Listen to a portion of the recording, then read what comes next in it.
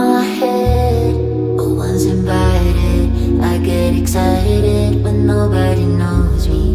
In my head, you're on the outside. I'm better when I shine. The crystals inside me. In my head.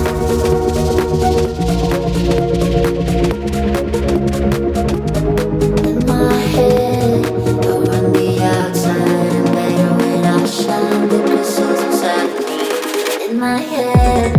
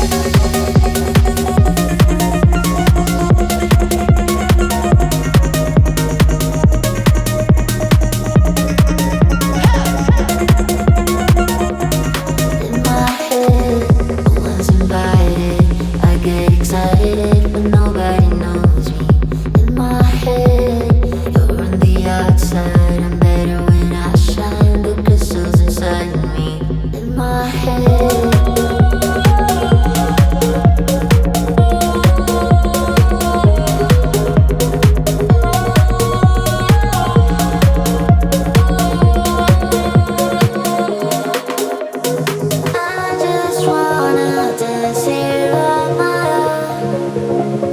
own.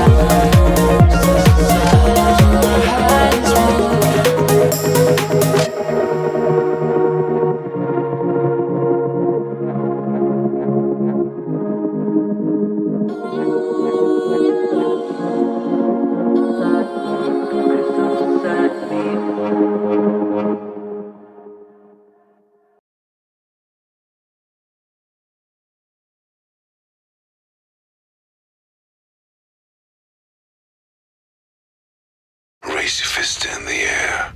Raise your fist in the air. Raise your fist in the air. Raise your fist in the air. Okay. Raise your fist in the air. Raise your fist in the air. Raise your fist in the air. Raise your fist in the air. All right. Raise your fist in the air. Raise your fist in the air. Raise your fist in the air. Raise your fist in the air. Okay. Raise your fist in the air. Raise your fist in the air. Raise your fist in the air. We're into a mosh pit.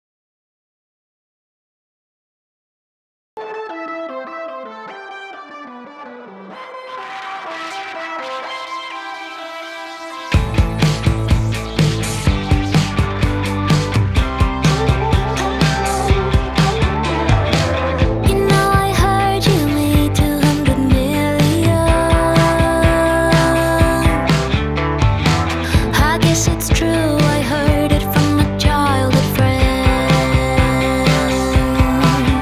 You bought a big home and moved back to the island with kids and a wife and a dog. Boy, you've come really far. You had a bowl to fill with all your trading cards when we were 17, and now you got them all. And I drive by your house every day, yeah, it feels kinda weird, and I wonder, do you ever think of me too? Now you're playing with the big boys, finally got some big toys, making all your girls spoiled. Daddy's got it all solved. I was never your choice, but I hope you're happy. I hope you are happy. When I come ago, you told me you would not succeed. Not like your friends with super wealthy families. Tears in your eyes, you set the bar kinda high. Would do anything to forget your father's goodbye. Guess I didn't fit in that frame of your life, but I hope that you find all that love in your kids and your wife. Now you're playing with the big boys, finally got some big toys, making all your girls spoiled. Daddy's got it all solved. I was never your choice, but I hope you're happy. I hope you are happy. Now you're playing with the big boys, finally got some big toys, making all your girls spoiled. Daddy's got it all solved. I was never your choice, but I hope you're happy. I hope you are happy.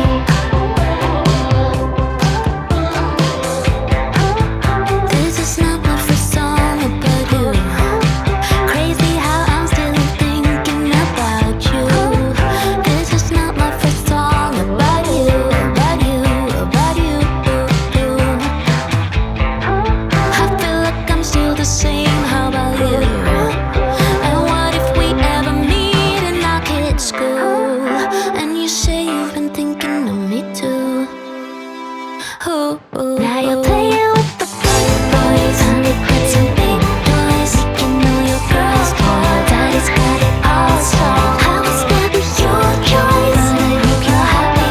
I hope you are happy. Now you're playing with the big boys, finally got some big toys, making all your girls spoiled. Daddy's got it all solved. I was never your choice, but I hope you're happy. I hope you are happy. Target acquired. Eagle 1, first strike. You have permission to engage the target.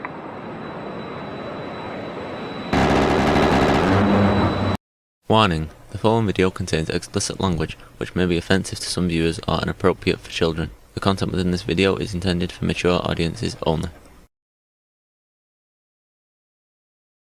And there we go, ladies and gentlemen. Here we are. Why am I echoing?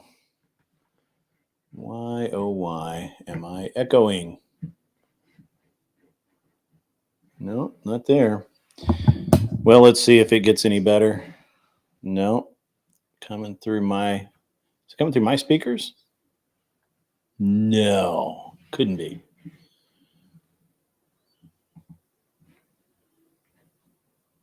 No, that's right. How odd.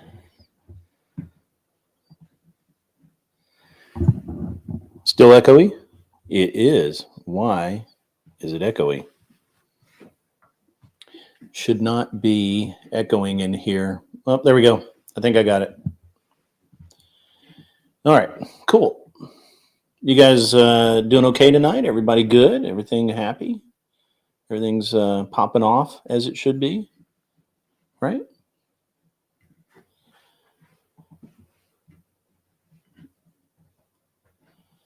No? Nobody knows?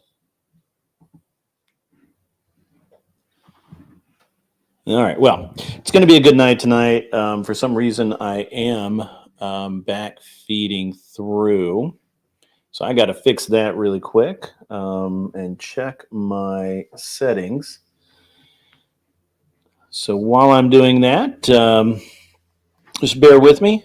Hope you enjoyed the music. I spent a bunch of time this week going through and trying to figure out what music I had. It sounds good to you. It's just, I think it's just on my end.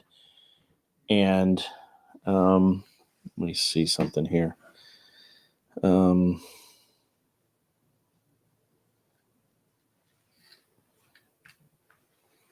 See if that helped. Yeah, that helped. So I think what happened is that for some reason, one of my TVs or something, or my monitor for some reason became active. It's never done that before, but that's okay. Lady Flo is a moderator so that she can time you out if needed. Also, she, she's nicer than you, Imperious. Maybe, I don't know. Welcome, everyone. Welcome to the show. It's going to be a good one tonight. Don't really know where we're going to go with this. I've been lazy this week. I did not get a guest. I didn't do any of the things that I thought I was going to do, but that's okay. It's not that big a deal. It's going to be fine. Seriously, Shelby's in the chat. Let's see who was first. Anson Knowles first. Then Damien, the parkour guy. By the way, guys, parkour is healthy for you. It is. I agree with Damien. You should 100%. If you can do parkour, do parkour. It's good for you. Then who else? We had seriously, Shelby was third. He came in with the crystals for me. And that's not crystals, the sandwiches, you heathens. Anson Knowles just can't let well enough alone. Oh, old Joe's in the house. Lady Flo is in the house because she kept trying to say her name and type it out with the period in it. And WMD, much like most men, he just doesn't like or understand periods. So he had to do something about that, Mrs. Flo. So I had to make you a mod. That's okay, because so you wouldn't get timed out anymore. And that's okay. Let's see who else is in the house. We got Lindsay Smith. Lindsay Smith is in the house. Very, very cool to see you guys. Imperious, I saw you in the house. Who else is up in this joint? CJ, hello, CJ. How are you? Good to see you. I'm glad that you're feeling better and are joining us. That's awesome. And yeah, right. I'm sure Flow State will be along shortly. As you guys might notice, I'm a little scruffy. I didn't get a chance to prepare properly, although I did manage to get a nice collared shirt on and look like I care. Hey, What Say Lou is in the house. Good to see you, What Say Lou. Good to see you. Good to see you. Michelle will be along later. She's going to help co-host tonight. I've never had a full beard. My wife doesn't actually like it. This is about as far as I can take it before she starts giving me that evil eye.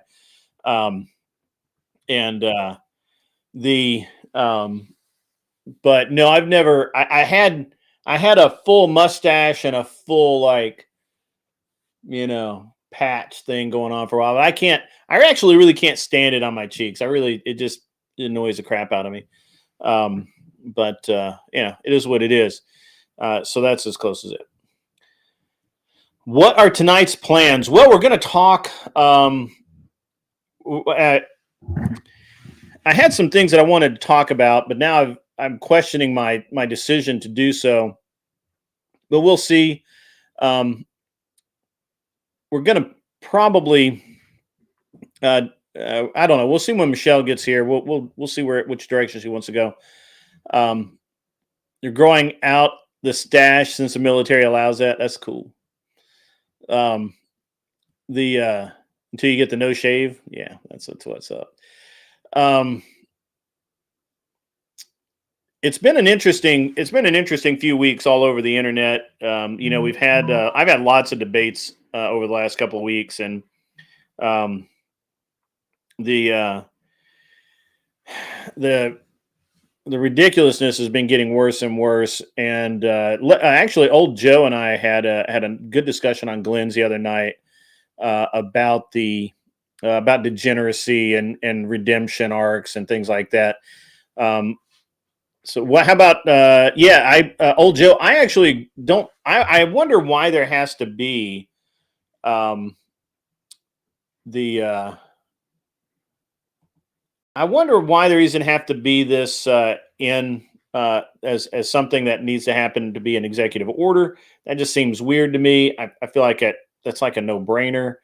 Let's talk about the 51st state, the Gaza International Trump Casino and Strip Club. Trump doesn't own strip clubs, but I like where your head's at. But old Joe and I had a great discussion the other day. I enjoyed it. It seemed, but I had to leave, and I kind of felt, like we didn't really finish that out. I didn't get to watch any of whatever last night. I had a lot of stuff going on myself, and where I was just kind of making fun of people. The Destiny stuff seems to have died down. That's interesting. Actually, Smoking Spaceman, I have actually been keeping track of the USAID stuff. It's crazy. It is crazy.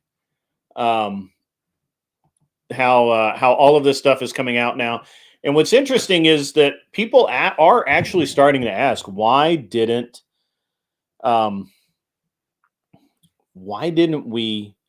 Biden stop that? How long has this really been going on? It's very interesting to watch this whole thing happen. I can't get enough of it, to be honest with you. As a Canadian, you're actually thinking we should entertain Trump's proposal, be the 52nd state after Greenland. So, I've been having a lot of interesting talks with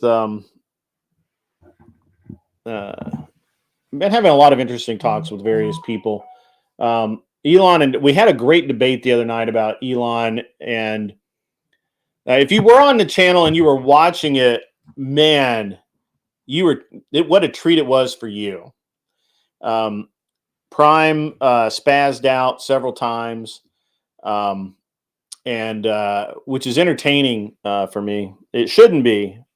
I should be a better human and not let it be entertaining. But unfortunately, it's hilarious when Prime spazzes out, and I couldn't get enough of it. Matter of fact, there for a little while, I was kind of doing it.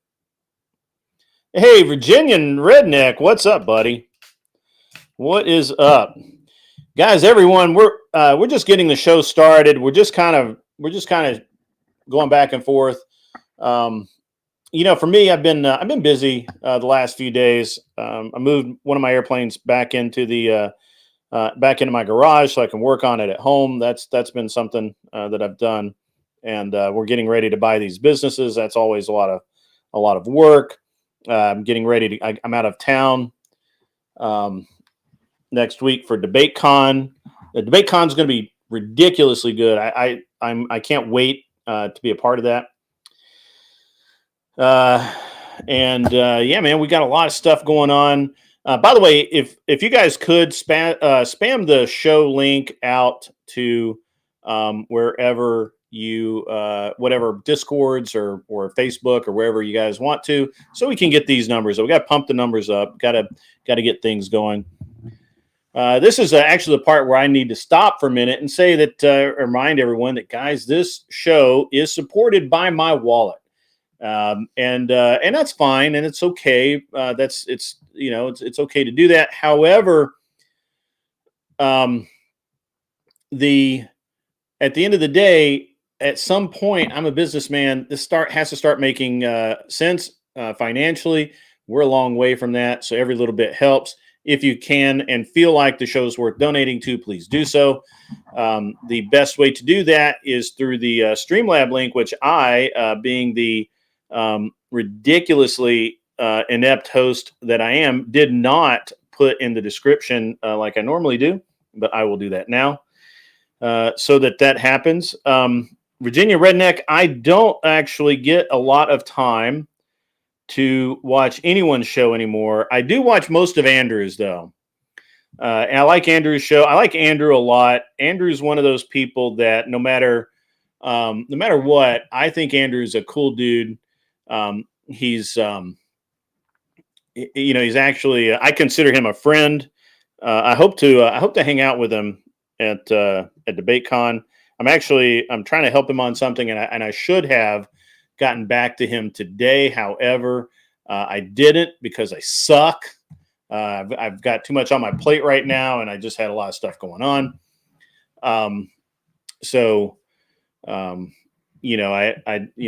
Again, all I can say about it is that I do suck, and I should have called Andrew today, and I did not. Actually, I should have called him Monday, but that's okay.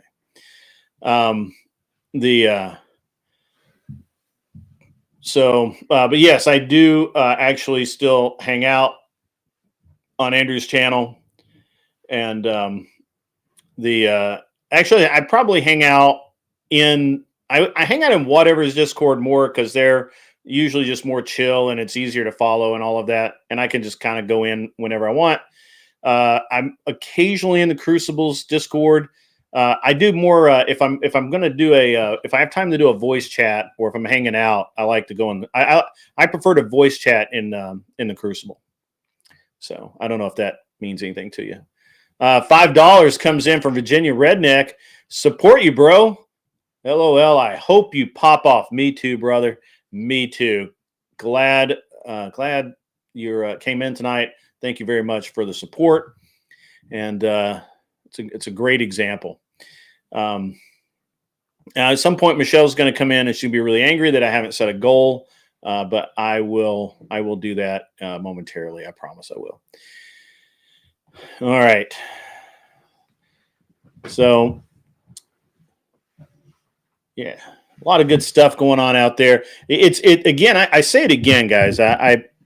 And maybe this is just how much I'm in awe here, but it seems to me like we have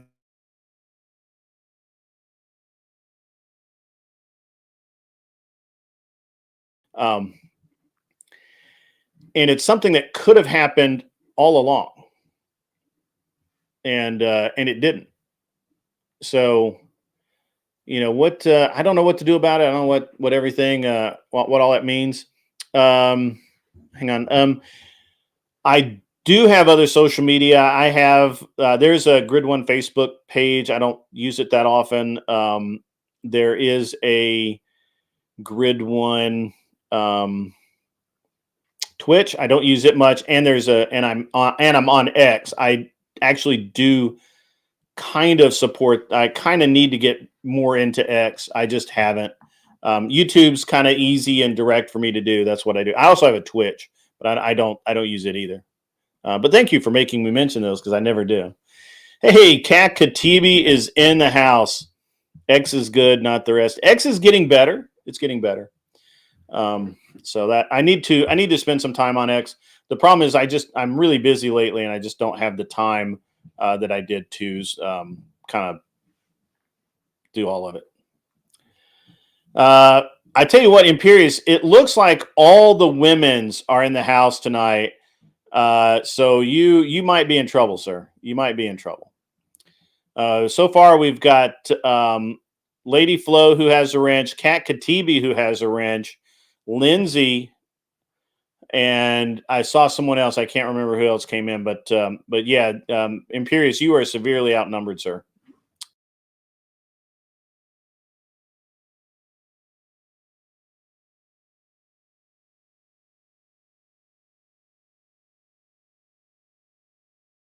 Off. My bad, wrong button. kicked myself off. So, whoops. Just gonna go make a cup of coffee. Yeah, make me one too. So,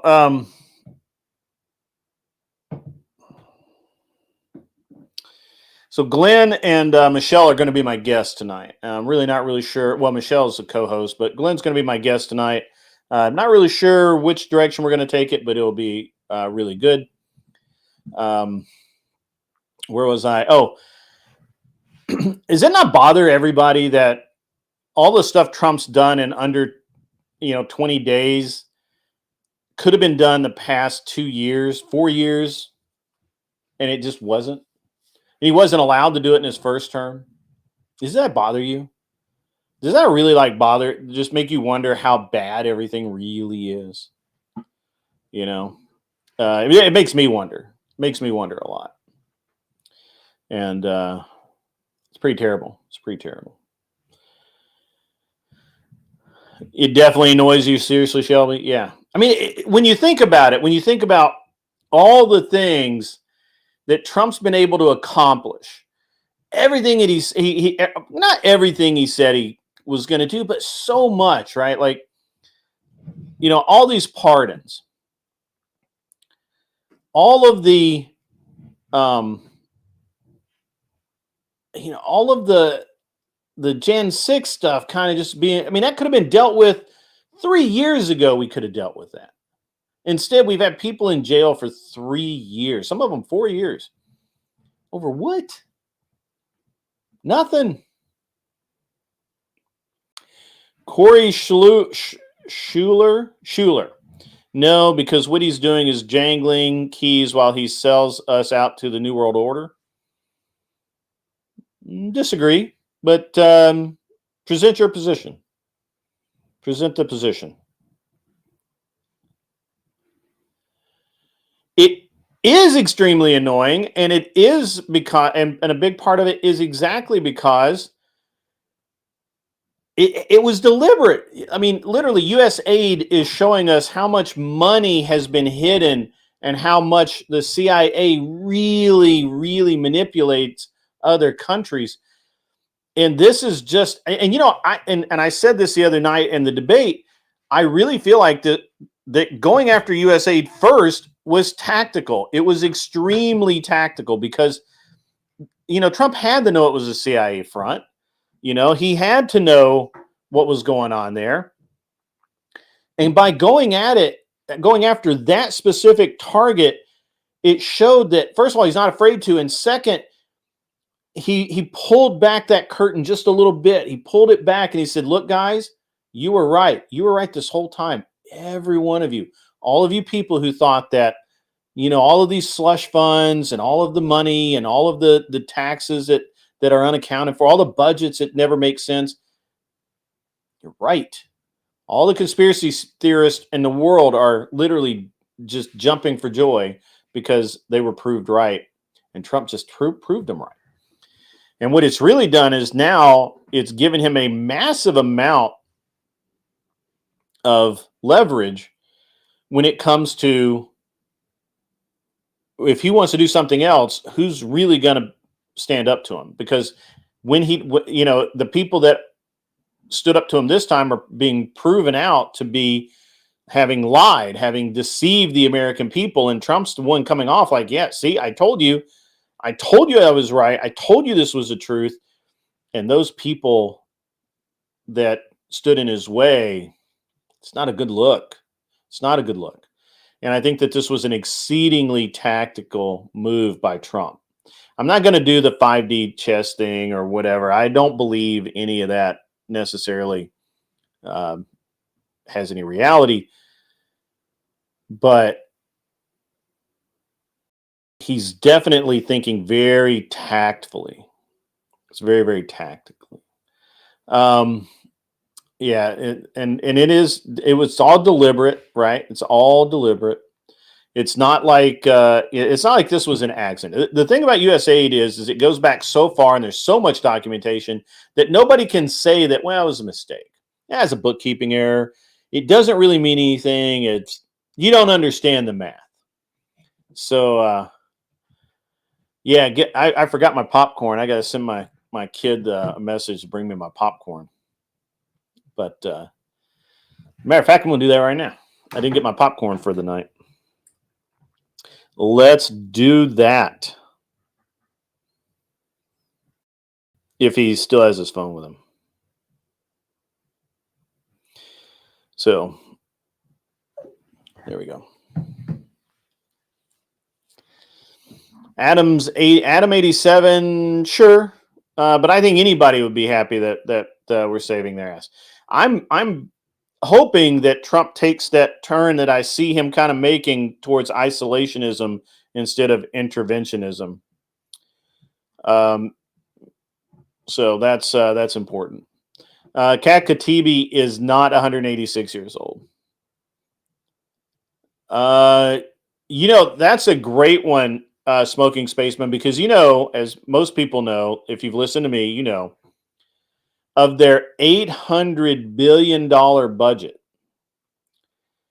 at least 10% a year goes missing that they cannot account for.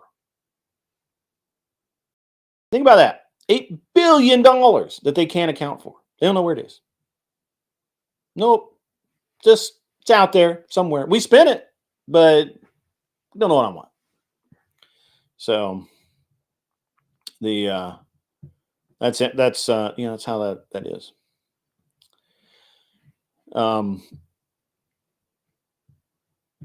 I don't have to remind Imperius of anything. How is boots on the ground in Gaza not interventionist? Have they? I don't know. I got to be honest. I have not actually paid attention to what's happened in the Gaza the last couple of days. So that's why I haven't been speaking about it. However, I'm sure somebody out there has an opinion on it that is up on it where I am not. I could look into it, but I'm not going to lie and say I know something about it. But I think overall, Trump is. Did he say that he's taking over Gaza? I don't agree with that. But then again, I don't think we should be anywhere. Is now America?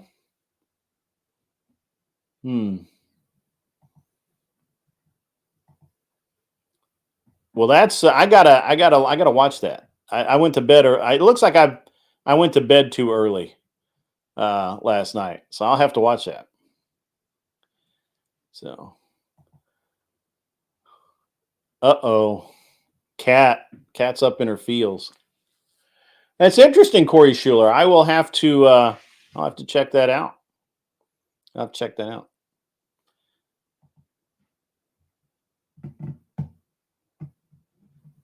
Gaza is now America.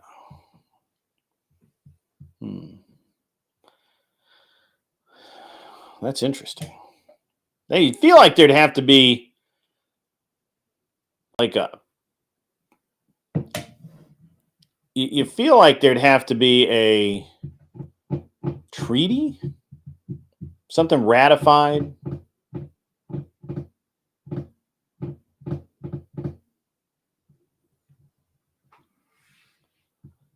Yeah.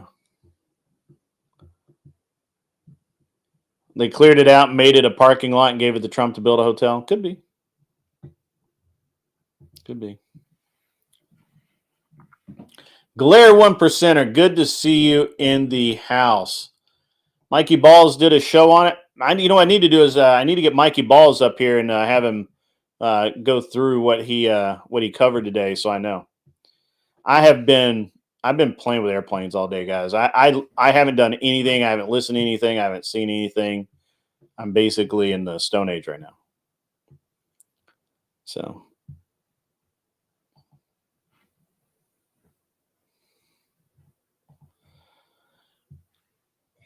Just make Gaza a new 38th parallel. I'm not really sure what that is. He said he's going to kick them all out. That's pretty funny.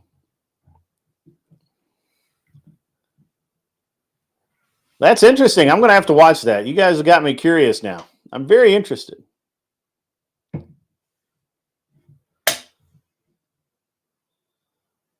Yeah. It's to be a territory. It could be a state. It has to be a territory. I think states have to be continent in the continental US. I can't live stream from my plane. Well, I don't think I can.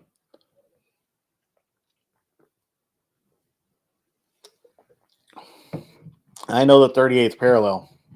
I just don't get your reference. Poltergeist. That's funny. Raid from Mikey Balls. All right, Mikey Balls. Good to see you. Good to see you and your folks. Awesome, buddy. Appreciate you sending people over.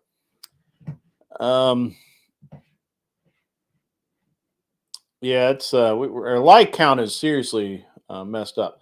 So here's a problem with streaming from the airplane. So once you get up about 1,000 feet, a little over that, your cell phone stops working, and internet also stops working.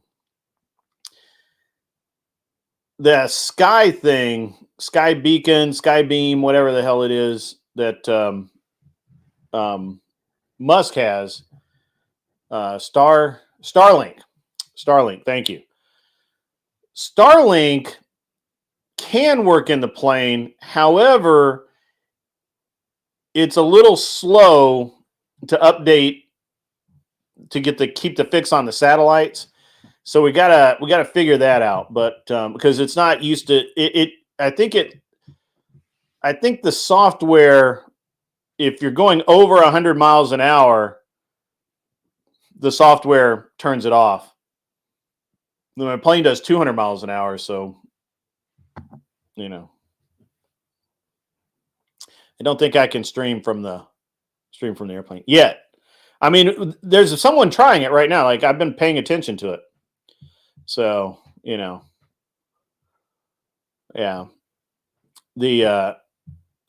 Starlink is it's pretty good, but it just doesn't work right now. It will. I mean, I know guys I know someone that put a Starlink in their airplane, and it was fine up until about 100 miles an hour or something like that, and then gone. Mikey Balls, come on up here. I want to hear all about the. I got to hear all about this Gaza thing, man. Yeah, I was out playing with airplanes all day today, and I haven't watched the news. I didn't hear the speech or anything like that. So I need to get downloaded, brother. Got to get downloaded. So I'm gonna the links here, and come help me out, man.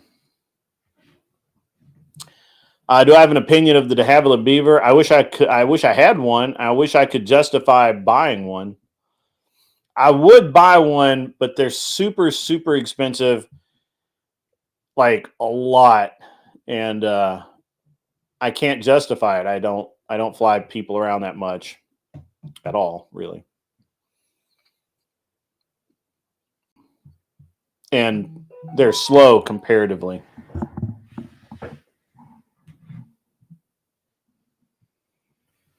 It's funny because my phone decided to start doing text to speech. Very funny. Yeah, there are lots on floats. They can go anywhere. I mean, they're like the Jeep of the air, but I don't. They're just super expensive, and they're getting old.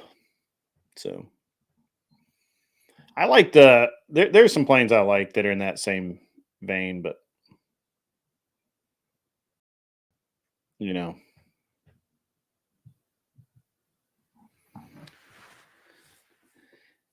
All right, cool. Do I have an opinion on the hairy beaver? Yeah, I don't like the hairy beaver. It's not my preference, but it's a preference. So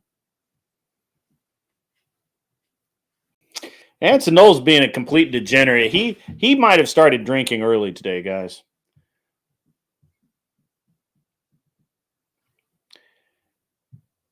We really should get Shelby up here one night and have him talk about boot camp and all that. We ought to do. Glad to see all of Mikey Ball's guys out there. You guys are tops in my book. It's it's a good time had by all, and really enjoy all of you guys.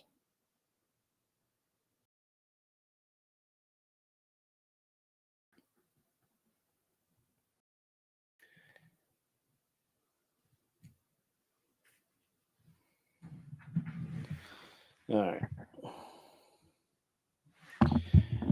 Whoa! Almost knocked my soda off the ground. All right, let's see. What else is going on out there? K2, keep on trucking. Good to see you in the chat. Who else has wandered in? Sport Brand, I see you up there, sir. Good to see you. Lauren, how are you? I never see you in here. Good to see you. Good to see you. I was over on Glenn's show the other night. Had a good time with that. Wish that he would hurry up and get here. I don't know. He was literally like, I just talked to him. He was in the gym. He was going to be here. I don't know. They've determined the cause of the DC crash. Black Hawk pilot was flying too high. Yes, they were flying at 300 feet instead of 200 feet. I have a friend of mine who's a Black Hawk pilot, and he was saying that from the angle and the way things were, that they probably didn't even see that airplane. They probably were looking at an airplane somewhere else, and thought that that they were just fine, just safe. I've seen all kinds of things on social media. I honestly, it's crazy what people are saying, that she was a lesbian and that's why, she had this accident or whatever. I don't believe any of that. I mean, look, it's kind of a tragic kind of deal, no matter how you put it, but but I don't think it had anything to do with the fact that she was flying the helicopter. It actually takes two people to fly that helicopter anyway. And the reality is that even if she was a lesbian, it has nothing to do with the fact that she was female, that she was a female pilot. Again, I have some friends. I have a specific friend of mine who's a pilot. He's still a helicopter pilot. And we were talking about that, and he comes to the conclusion that having flown the helicopter, that he did not think from the angles that where they were, he didn't think they even saw them. No, that Hanson, that's incorrect. That the they them pilot was on the ground. What is up, Mikey Balls? How the hell are you, sir? What's up, Con sir? How you doing? Man, I've had a day, man. I got to be honest with you. It's been a little bit of a day. I apparently I've been playing airplane the last couple of days. I haven't really been paying any attention to anything. I take Tuesdays off, and I barely even look at the news. And I don't look at anything. I don't watch anybody. I was kind of paying attention to whatever. I was in whatever's chat last night talking shit, but my membership is still fucked up there. I don't know what's going on. I have one day just like that too. Every Sunday for me, I don't pay attention to nothing. Yeah, Sundays and Tuesdays. I don't do anything related. If I have to, I will, but Right. So I guess Trump is gonna own the Gaza strips. He investing, doing a little real estate, wheeling and dealing. Totally. I mean, that's beachfront property right there, baby. Yeah. No, there's multiple opinions on that whole subject, right? So that's what did he actually say? Because I haven't heard it. Again, I've been out. His bottom line was, we are going in with the intent to rebuild. That was like his intent overall, was to we're going to go in there and rebuild. And he said that like 3, 4, 5 times. I don't know. He said that plenty of times in the questions part because there were a lot of questions at the end, which he did take. You know, he took a lot of questions actually. Mhm. But yeah, it's an interesting ordeal. You know, the truth is I look at it from a different worldview than probably he does. I totally think that we have no business being over there. Have Yeah, no I'm business. in that boat. I don't know why he's doing it. There's got to I be. look at that as like, It is. listen, we need to deal with here. Like, we can't even deal with homelessness here, and we're trying to go rebuild like a different It country's just it shit. seems really Like, unlike him because basically he's been pretty isolationist so far. yes, So and that's I'm wondering if there's something that is going on that it that could he be. hasn't It could talked be. about, or Totally. maybe he's Totally. just putting pressure on someone again. It could be too. I mean, the thing is I'm not going to sit here and necessarily assume. I really am a factual person. You know what I Yeah, mean? I And get it. so, and I really, yeah, of course, I have my own conspiracies on things. You know what I mean? Sure. But as someone that definitely sits here and reports it, I'm always when I say something, I know that I am right there. You know what I mean? That I'm factual Yeah. on it. But this whole thing, it is an interesting take on this whole thing because I didn't see it coming. And I'm someone that reports all sorts of shit from, It all it, around the it world. sounds very interesting. Sounds very Now, Trump's one argument is we've been continuing to do the same exact thing and it hasn't been working, obviously. I agree with that. I agree with that. And so he goes, "This is my proposal to this shit." Now, I got to give it to him for thinking outside the box. For damn sure. But and I kind of can look at it as if it doesn't become our property or whatever the case is, whatever term it'll be. So what happens to We got Israel? ripped off then. You know what I mean? I feel like, well, we Well, got ripped off then, Let me ask you this. So, and I'm going to tiptoe around this because I don't really want to get my channel destroyed. But Yes, I agree. so if we inhabit, so let's just say that we go over, we take over Gaza, we bring in, and let's say that we don't do it let's say Trump's doing this as a business deal. Let's say that he's going in and he's paying somebody a bunch of money to buy that land. Sure. It's like the Louisiana Purchase or something back in the day. What's up with Israel at that point? I couldn't. They're neighbor. We're neighbors. Yeah. Well, how's we're that be part of the same HOA? Well, then we're gonna find ourselves in a lot more wars personally. There's a side effect from that as well because of just the geographical area. I mean, you're on the axis of resistance right there, baby. Get ready. Yeah.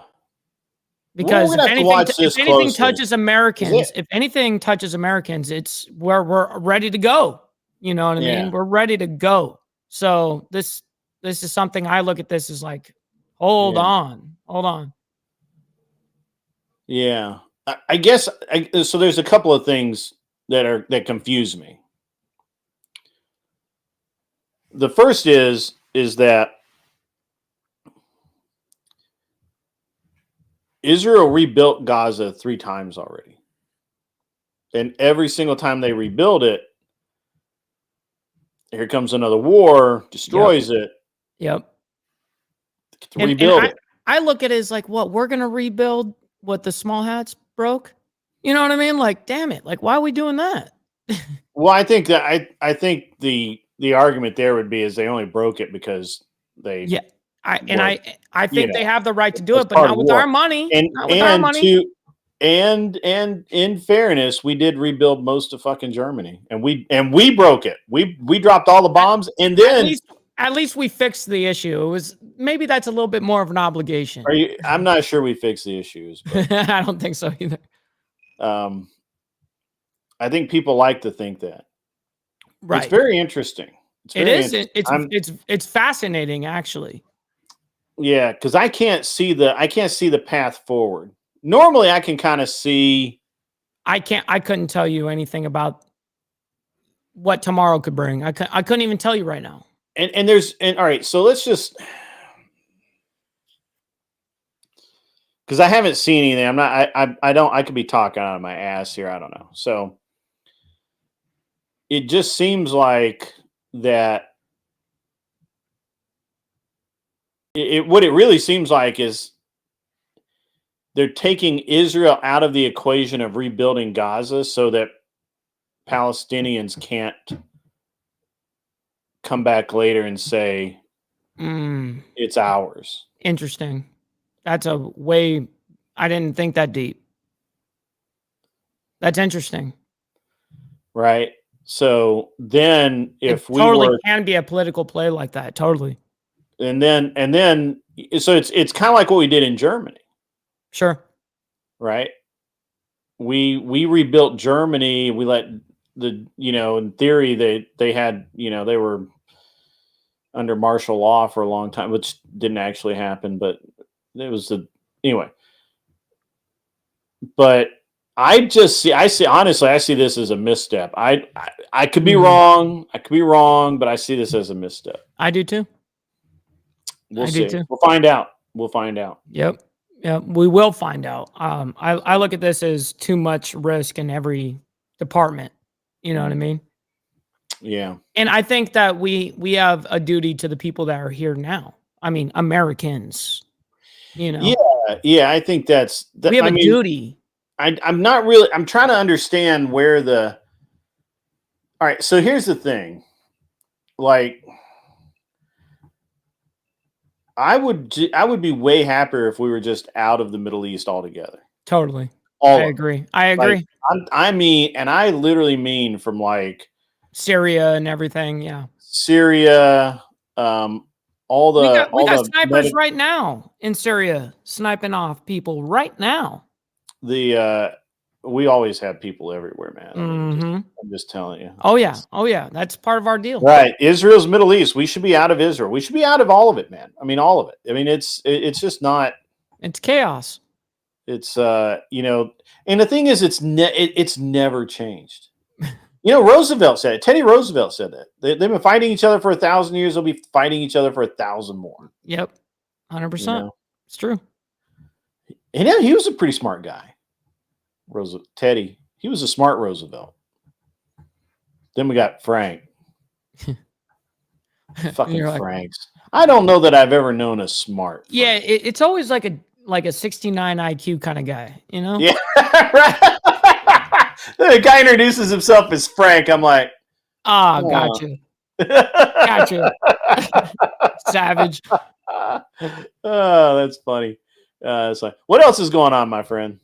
Not much. I just got off my show. We were talking about basically the economy around the world, and one of the arguments was like tariffs and all of that.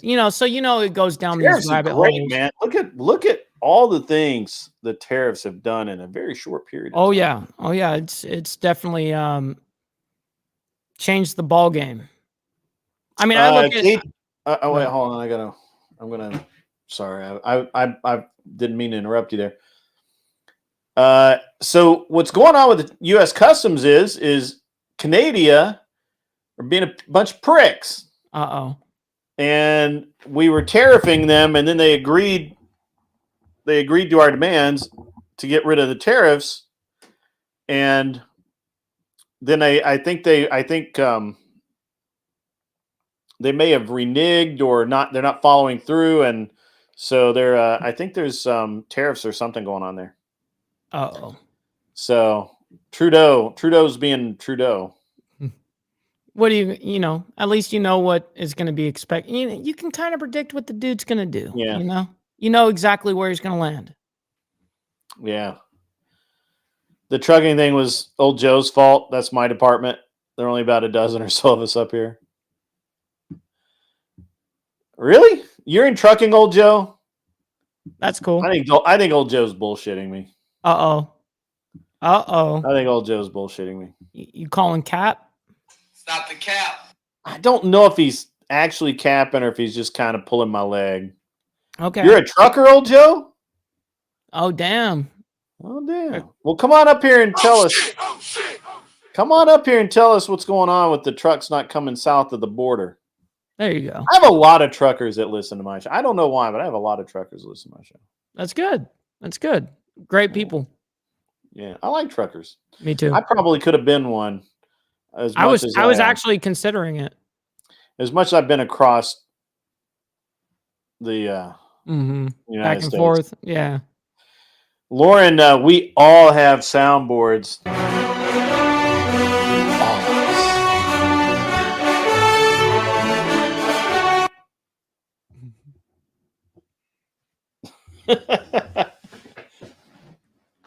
Shit. I know he's not old. I saw him cam up once, and he's not old. He sounds old, but that's just a Canadian. Old Joe is not old? No, he's not old. Oh, man. This whole time I thought he was like in his 70s or something, you know? I know. The whole time, I know what you thought. I know what you were wrong. thinking. I know what you thought, but you were wrong. Oh, that's funny. That is funny. That is funny. Because he sounds a little bit old. Chris is in there in the chat laughing his ass off. Which Chris? Oh, Chris Lestrange. What's up, Chris Lestrange? I love that dude right there. He's such a good dude. He is a good dude. He is such a good dude. It's weird. He's That become one of my favorite people. Has he? Mm-hmm. I think Imperius's head's gonna explode. Damn it, Imperius. So I'm going to open up the panel a little bit. If any of the ladies in the house tonight would like to come up and turn this panel around from the news. Yeah. Sorry, everybody. Which is what I did. I know that was me. I did that. I was like, yeah, let's do this. And you want to come up and talk about something until Michelle comes in and with the real degeneracy. We can do that. Fantastic. I don't plan to make. I'm all about being a pirate. You guys know that, right? You guys know that I'm a real pirate. I come from the ocean and I'm amputated. I'm down. I'm ready to be a pirate. Nice. Ready. All you got to do is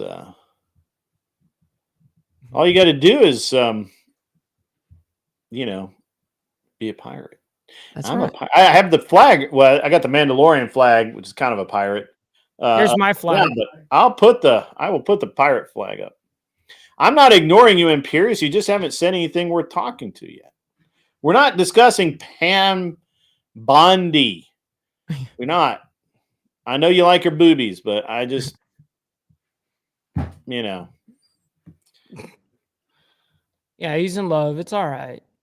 So I had a problem with my tenant the other day. This is so you ever notice how people you ever notice how just handling people the right way. This is why I respect Trump, by the way. Just handling people the right way. Talking about talking to them correctly, addressing their whatever their aggravations are, all of that. If you can do those things well, life's easy-ish. Right. So I had this tenant move in to my house, right? And I have I actually have one of my one of the people from chat and not one of the members of the audience who he's an electrician and handyman kind of guy in that area. Sure. So he's doing a bunch of the work for me. And so I have this new tenant, and I've noticed that this happens with every new tenant. Uh-oh. All of them. I don't care how nice. I've literally spent $80,000 refurbing a house, and they're gonna bitch. They're just gonna bitch. No matter what. No matter what. I don't care. And so it's funny because I told my wife was like, I think this is gonna be a bad tenant. I'm like, no, it's normal. Don't worry about it. It's cool. I got it. I Uh-oh. got this. I got this. Famous last words. But my wife is my wife, and she's like, when I say I got this, what she hears is, what an idiot. Okay. Yeah. And I'm just saying. So Oh man. so we're so he comes, and look, a lot of his a lot of the stuff is stuff we didn't know about, right? Like I don't go around making mistakes if I can help it. But occasionally they happen, right? Sure. Yeah. Oh, always going to be that way. Yeah. And so so I have so we had this so the guy calls me up and he says, "Hey, we moved in. Your guy's still in here working." I said, "Yeah, I told you would be." And they're like, "Yeah, we got it. But there's this, like some wiring they don't like, and there's some other stuff and all this, just all this kind of nonsense, right?" Like a list. And yeah. And it became a list. Mhm. Initially, it was just like, I was like, One yeah, or two things. all you need to do is tell the guy what to do, and he'll do it. So I think this is easy. Sure. But I know what's happening. Well, actually, hold on. I'm jumping ahead. The next day I get a text that requires me to scroll a lot. Oh Right? man. Here And- comes the list. And it's like, Complaining. the guy's really nervous because he thinks the house has been broken into because the back gate, the latch is broken on the back gate. No, Lindsay can come up. Old Joe. I said any woman, any female that would like to come up tonight and pretty up the place, good. We're gonna keep Mikey because he's pretty too. Oh shit. That was mean, wasn't it? That's a mean thing to say about a dude. Yeah, that's just fucking mean. That's like a nut degrading. punch. It's degrading. That's like a nut punch. Yeah, it's all right. I'll get you back later. That's all right. So, hey, while we're stopped, I'll get back to that. But let me. I'm going to share something here. You're going to like this. I'm such a pirate that even on my Rocket Bunny cool car, I have the pirate skull. Oh, Is that that's not? dope. That's the hood ornament on my car. I like that. Yes. Yeah, Man, that's dope. it is pretty dope, right? Mm. Like, if people come over all the time and they're like, "What is that?" and I'm like, "That's a Magpul emblem from Nice. a long time ago." That's awesome. Anyway, you have to know. I mean, you have to go back. Absolutely. Absolutely. Yeah. I was a specialty in my area with cars because I was all into it, man. Like when I was working, Yeah.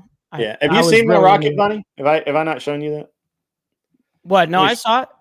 Yeah? You brought it up and then brought it back down. Oh, okay. Yeah, that's I'll- badass. So, Yeah. Share it again. oh, that's awesome, Lee. I see you in the chat, man. I very much appreciate you, man. He's There's making a me lot. this badass tabletop. It's insane. Oh, Yeah. damn, that's dope. Yeah. That's the Rocket Bunny. How thick are the tires? What's the width on the tires in the back? They're 17 9.5 front and 17 10.5 rear. Mm-hmm. A negative 80 rear offset and a negative 35 offset in the front. Nice. That's insane. It's pretty insane. I bet you that thing was a bullet. It's pretty cool. It's almost impossible to drive in the rain. Oh man, I wouldn't even want to. I I wouldn't even want to. All it wants to do is just spin. Yeah, Like, you it's- got like- too much willpower there. The entire time you're driving it when it's wet out is like, I'm just gonna die. Like Yeah, any yeah. moment now. I'm just no point in even trying. every moment I live from this moment on is awesome. is a bonus. It's a bonus, right? I mean, Exactly. I hit the bonus round, right? Yep. And so I like that. Anyway, I had all right, so get back to the tenant. So the tenant, they move in at night, right? And the only Sure. time they've been there, the only time anyone's taken pictures, anything like that, they literally have it's been at night or it's been snowing. So Sure. I've never been able to see the backyard. Nobody's been at, and so nobody had even the entire time we went back and looked at every video that we had, every picture we had of the shed, the door's been open, all this. So that these guys come up and they're like, hey, this guy sends me, he's like, hey, we're feeling a little concerned here, a little nervous. The locks or the locking or hasp or whatever is broken on the back gate. What's he going to complain about? Security or something? Yeah. And they're like the lock, the hasp was broken off on the shed door. There was all kinds of trash and stuff in the backyard. He thought somebody was living in the backyard, like squatting in the backyard.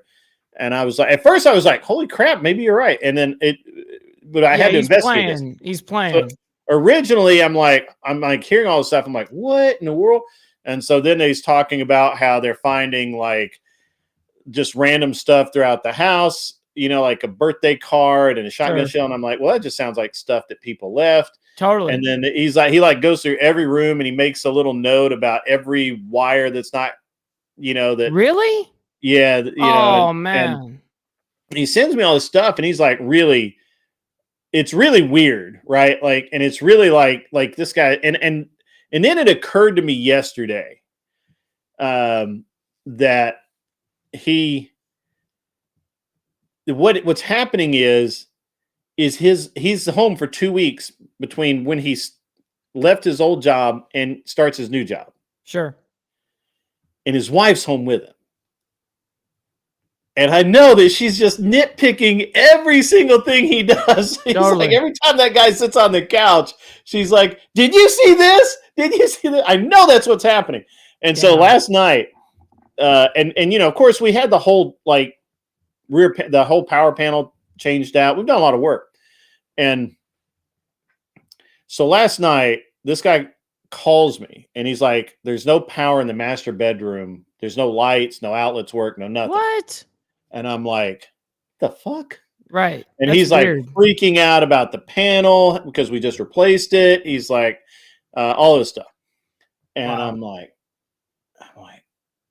what the fuck? So and so he starts getting spun up and I'm like, dude, calm down. You're getting spun up. Just calm down. We'll walk through this. And I went through his whole list of complaints. Wow. One by one. Yep. One by one. And I was like, hey, you're right. There probably in the picture you saw, or there was a washer and dryer, and in the ad it says that there's a washer and dryer, but that was a mistake. My wife put that in there when she made the ad. She didn't. She meant to put washer and dryer connections. But connections, says, right? Yeah, but it says washer and dryer, whatever. Right. So we'll buy a washer and dryer. But he's holding you to it. Yeah. Yeah. Well, no, I'm holding myself to it. I'm like, look, we made a mistake. That's cool. That's cool. We'll put one in. That's no big deal. respectable. And so I went through his whole list, and I'm like, and he had a real issue with the guy doing the work, and I'm like, because he had been there, he'd been doing all this stuff, and I'm like, look, the reason the guy was there till late is because he wanted to do a good job, and he put 2 coats of paint in every room. That takes time, and the reason that he said he was going to come back and check it is because when the paint's wet, you can't tell if there's a thin spot. Totally. You have to wait until it dries and look at it, and he just cares about the job that he's doing. Right. Like, a lot of people don't do that. I understand it. A lot of people throw the paint on the wall, walk out, and then 3 weeks later, you notice there's a thin spot, and it's too late. That was my very first job, was interior painting, with a very high end, like doing mansion work. Yeah. And so, it's one of those things where the guy is actually, so the contractor, which they had a problem with, I think, because he's got tattoos and he can be a little gruff, and I know. And he's very soft spoken, but he can be a little gruff. Mm. And he's very businesslike, and he told him, he's like, I work, I actually live in another town. I've come down here on the weekends to help me out and all that. And they actually thought that he was living in the house, that he was basically a homeless person or something. And I'm like, no, that dude makes 6 figures. And he's banging it down, and the reason that he's able to do that is because he will work till 8:30 or 10 o'clock at night. 100%. and get it done. So by the end of the conversation, right, he's like totally on my side. He's like thanking me. He's like, man, I'm so glad that I rented from you. This is awesome. I know the house, you know, it was just a rough spot. And I'm like, and you know what? The thing is I solved his problem. I said, because he starts talking about how the lights are on, but they're not, but only some lights are on. And it was like in the bathroom. And I'm like, wait, that house has to have a GFCI outlet in the bathroom. Go see if you tripped it. And sure enough, he went in there, pushed the button, and all lights and everything came back on. Wow. All the lights, everything came back on.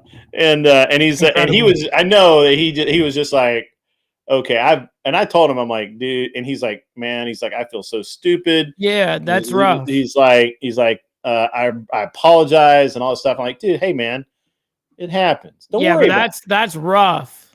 Like that's a rough one, right? You're calling, complaining. That's the first thing I'm checking, homie. I'm checking the panel. Right.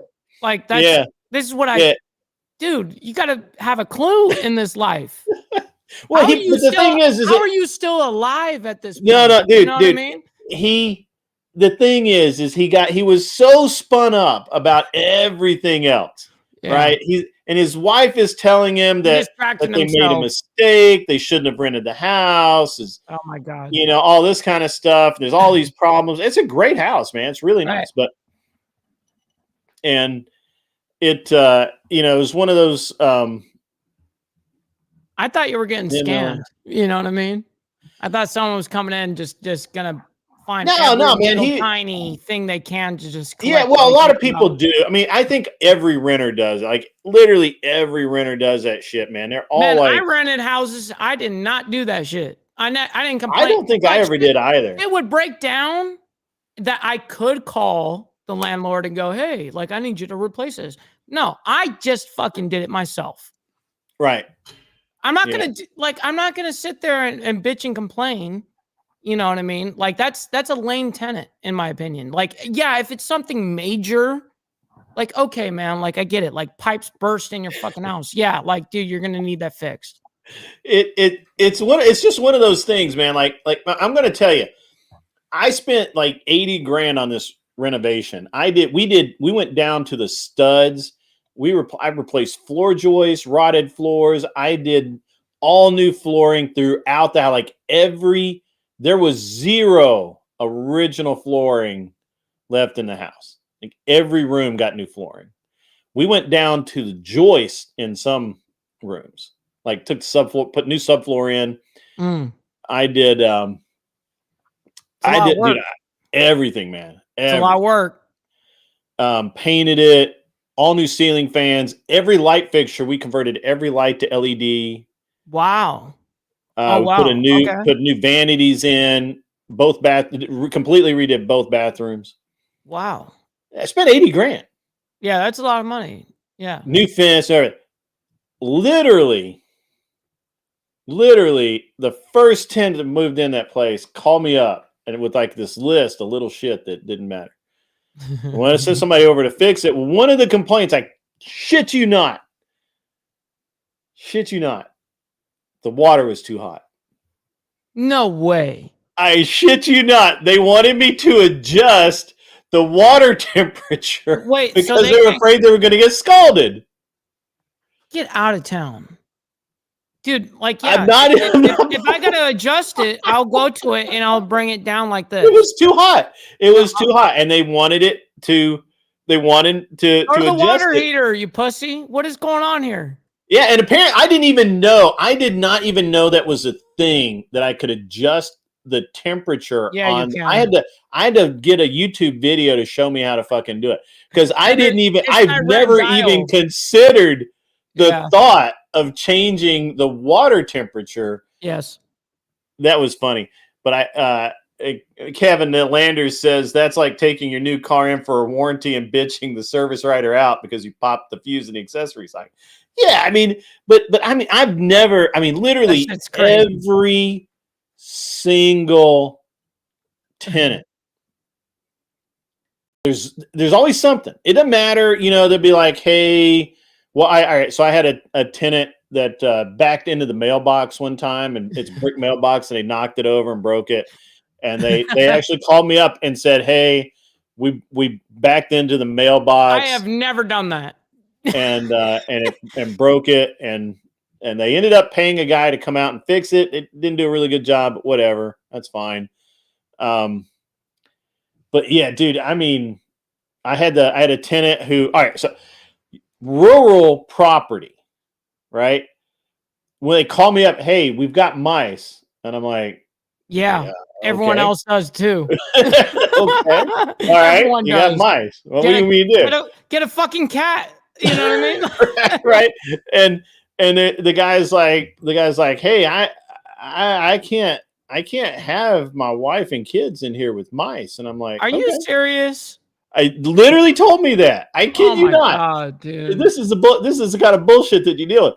So, oh my God. So that's embarrassing. I actually told him, I'm like, hey, I'm like, well, all I can tell you is, we have an exterminator. Call the exterminator. Have him come out. Well, the guy came out, set some glue traps, caught some mice. Yep, we got mice. Mm. And the guy wanted me, like, I think I don't know what he wanted, but he wanted it fixed like right then. So I ended up getting this company to come out. Exterminate like the whole house? Yes, I mean, what are we doing here? So what we ended up doing is I had some company come out and they put this like gel or something in the ground, and nothing crosses it. Like, really? No bugs, ants, nothing. Like, since then, it's been how flawless. Expensive is that? I think originally it was like a couple $100 for them to come out and do it, and then it's like $30 a month for the year. Okay. Do they come out and like? But I have no problem since it. But that guy literally would text me like twice a day sometimes. Like, oh, are you got serious? mice? What are you gonna do about the mice? And I'm like, I don't know what to do about they're mice. Yeah, grab a fucking trap. Like, and he was like, well, there, and two is, one of the reasons why. One of the reasons why I think he was all wrapped around the axle about this is because he had there was a foundation vent that had gotten broken. The cable guy had broken it, and it had been like half-ass fixed a couple of times. And it took a while for me to get my AC guy out there to fix it. In the meantime, we knew that like something had lived under there, but we had run it off and we had closed it up and all that. So he thought that the mice were coming in there, and he wanted that thing fixed like right now. Like right now. I'm like, dude, just go get a board and block it off. Stupid. Right, stupid. And it was just crazy, man. Like, I can't even. And see, I can't. I wouldn't be able to do. I don't think I have the patience. Yeah. To deal with tenants, like I'd be like, dude, shut the fuck up. Like, I really think I would be that person. It takes a personality. One of the reasons why I argue so well. And you can't make me mad. Hey, I like that. You can't make me mad. Yeah, that's dope. I like that. You can't make me mad because I've had people call me all kinds of stupid ass names and tell me they're not going to pay the rent, they're not going to do this, and not going to do that. Yeah, fuck those guys, man. Right. No kidding. So I think the last he called that tenant called me. Now I actually like this guy. He's based. His wife is cool. He's a man's man. He works hard. He's talking about bringing in chickens out there and raising their own eggs. He's got 3 or 4 boys that are just, just good kids. They're riding dirt bikes on the property. It's sure. They got 20 acres out there. So, oh man, yeah, and all that. So he called me up one day about the AC guy was supposed to go by. An AC guy, they're busy. They get to you when they get to you. This is the way it is here in the summer. And he called me up, and or sent me a text or something. No, he called me. He said, and I was about to do the show, he called me up and he's like, hey, you got to get somebody out here. If you don't get somebody out here, I'm going to do it. And, you know, we may have to break the lease because it's been one thing after the other. It was the mice and it was some other small stuff. I forget he went down his whole list and I'm like, well, first of all, don't ever tell me what I'm going to do. Right. First of all, the number one thing, I mean, you can literally pack your shit and get out of my house. Yeah, 100%. 100%. And I won't care. Like I will literally have somebody in there in a week. I will be fine. Yeah, I will be perfectly. I got a list of people that want to rent that house. I got applications this deep. You know what I mean? Right. Yeah. Yeah.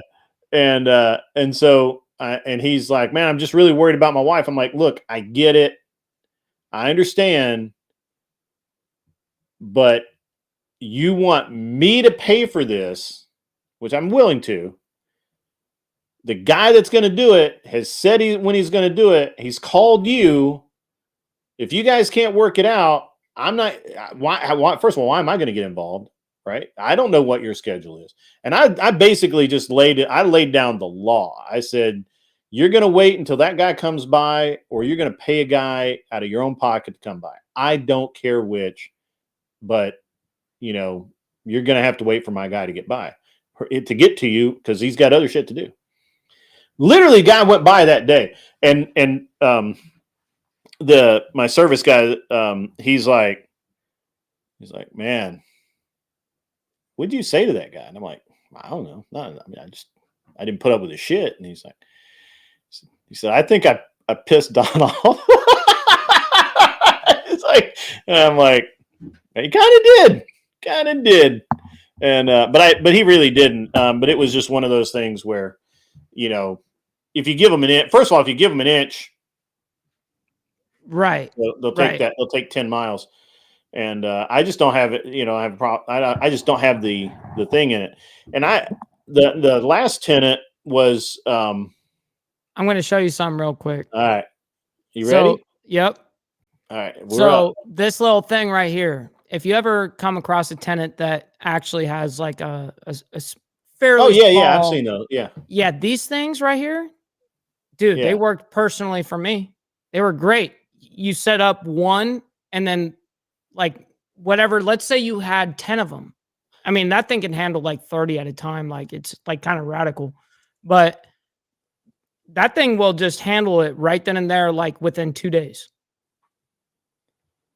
Yeah. Yeah. So just, you know, for future reference with, you know, tenants and stuff, I can't stop sharing the screen. By the way. I don't, I mean, I got to be honest, man. In general, oh man, I'm lagging. In general, I'm not like, you have to click it off on your end. Not that. Well, I'm just resetting my camera entirely. Oh, gotcha. I just don't, you know, the thing is that if you want to live in a rural area and, if you know, and you're renting a house because it's in a rural area, why get all mad about the mice thing was like the weirdest thing ever. Like that was just fucking strange. And, I guess, you know, we can, I mean, I've talked long enough about tenants. Tenants are fucking weird, dude. Like, well, it's really crazy. There's good and bad things about living out in the country. Mm-hmm. That's just, that's your environment. You know what I mean? Yeah. Like, it is what it is. Like, I came from LA to northern Alabama, where my lake right here that, I don't know if you saw me shooting off. Yeah, I saw it. Yeah, I saw you sent me like a half a video or something. Yeah, that's like 2 feet outside my front door. You know what I mean? Like, so that lake alone is 15 acres, you know? So it's a lot of property, but yes, there's a lot of benefit to that. But then there are sacrifices, you know, such as vermin and stuff like that. You're going to have to deal with it. It is what it is. I mean, I kind of get where he was a little bit stressed out because his wife was pregnant and all that kind of thing. But I mean, again, if you can't take care of it, just whatever. I don't know, it was really to illustrate how silly tenants can be, right? And can the ladies get the link? Yes, all I have to do is ask a moderator and we will get the ladies the link. Somebody gave it to CloverTack already. Damn, son. Oh shit! Somebody done left the back door open. Shit. What's What's That's up, all right. Clover Tack? the fuck are you doing in here? Chilling. We're talking know- shit. I didn't know Grid hung out with losers. What the Yeah. fuck? Hey, listen, man. It is what it is. Listen, don't listen to this guy, Clover Tack, because he eats corn sideways anally. You know, the problem with That wasn't CloverTack, Oh god, here or we go. the problem with CloverTack. There are many, but That's what I was the gonna say. problem. Just Yeah, one? Is just it just listen. what Yeah, the fuck? there are many, but the problem, the The- number one problem with CloverTack Okay. is old fucker, probably. no, I'm old too. No, Yeah, you know, me too. I just there's something about the cut of his jib. You know, just don't like the cut. No, I'm just kidding. I don't know any that CloverTack. I actually worry about CloverTack more than anything. I got all kind of flaws, bro. I'll He's tell you got right now. he's on borrowed time. He almost died earlier this year. Yeah, Dude, that's true. I've been feeling good though lately. Apparently, Well, I've been listening to you. You've been Time to you've been refill. spicy lately. I lost my voice. It's trying to come back, thankfully, finally. But Yeah. I'm not sick. It's just it was a laryngitis thing, you know. I actually talked so much. Maybe it was last week that towards the end of the week I had to like stop for half a day because my throat was sore. That was me. So I lost it the Friday of shot, and then the last day. So 2 weeks ago this Friday is when I lost it completely, and I didn't really do anything about it. I just like whispered, and whispering is just as bad as trying to talk. Honestly, everybody will tell you that. And so I was whispering, and still talking. And then Monday rolls around, and then like you got all the follow up, all the fallout from shot. You got to deal with all that. I got to talk with companies. I got to do this. And like last weekend, I was like, I got to try to fucking do something here. And so for Saturday and Sunday, I didn't hardly talk at all both of those days, and ran humidifiers at night and all that good stuff. And Anson Knowles is about to try and pick Arthur Dye up by asking her to play doctor. Nice. Let's watch as he stalks his prey. Yeah, she's a mutual she, of Omaha. Isn't she an anesthesiologist? She is. That could be dangerous because she could like paralyze your ass. I know, right? Like and why then would do you? whatever the hell she wanted to you. Anson likes to live dangerously. This is true. Fucking He DJ. just wants to live. That's all. He just wants to live. That's right. So shot is over, so you're back to like normal goofing off and shit. What? Been working on my range, man. I finally got the carport put in the other day, and so I did a little bit of work with the tractor today and figured out the solar lighting system I got for that fucker wasn't going to work. Like they weren't near bright enough. And so in that process, I figured out I was overthinking shit. I got an outbuilding that's like 50 feet away with an outlet. And I'm like, I could just run a fucking extension cord out there. What am I doing? So I ran to town and got some 10,000 lumen shop lights. Dude, I can film out there in the pitch dark night now. It's crazy. It's bright. So nice. So I've got we got a little bit of more work to do to it. I mean, hopefully you missed out this weekend. You missed out, Probably. Clover. Probably. I had a guy. You don't go to Chaotic Truth, right? I don't. No, I popped over there a couple times. It's a little too much for you, right? Yeah, it and like what is it, verbal combat and the things like that. Yeah. I watched DT. Yeah, so I was on CT's channel the other day, Chaotic Truth. And there's a guy named OB something, OB32, OBS 32, whatever the heck his name is. And his greatest accomplishment in life is graduating from the University of Arizona, which Oh man. It's nothing to Okay. be proud of. He is super proud of that, though. Part of school, part of school. I mean, that's cool to appreciate your shit, but you can't run off the coattails of that forever. Yeah. I don't know Yeah, that I understand. I'm not sure I would brag. I would say I graduated college. I'm not sure that I would say I graduated from Grid. I think the that's having University of Arizona. How many Arizona people State have, or whatever the fuck it is. how many people have graduated college every fucking year since college was even a damn thing? Like you're not in an exclusive club. Shut the fuck up. Yeah, Right, great. right. I think you're right about that whole thing regarding the college thing and the nomenclature of that. I think that's having a social maturity trait. Like actually understanding, like, okay, like there's a hierarchy to these things, and we understand social maturity aspects like to that level. Some people like look at that as even that was out of their range. Coming in. Stand by, sir. Seriously, Shelby donated $10 super chat. Thank you, sir. I'm glad to see old man Clover is doing well. If the ladies need the link, DM me on Discord. Shit. So we're just trying to get. Honestly, I'm really just trying to get Shelby a date. He's a military man, I like that. fresh out of basic. Right? Get him. Get him. So all you ladies, man, Hey, ladies. he's available. So anyway, OB and I are kind of getting into it, and I forget what the exact subject was, but he was full of shit, and I told him he was full of shit. And the best thing he thought he could do is insult me based on what I say I have or have done.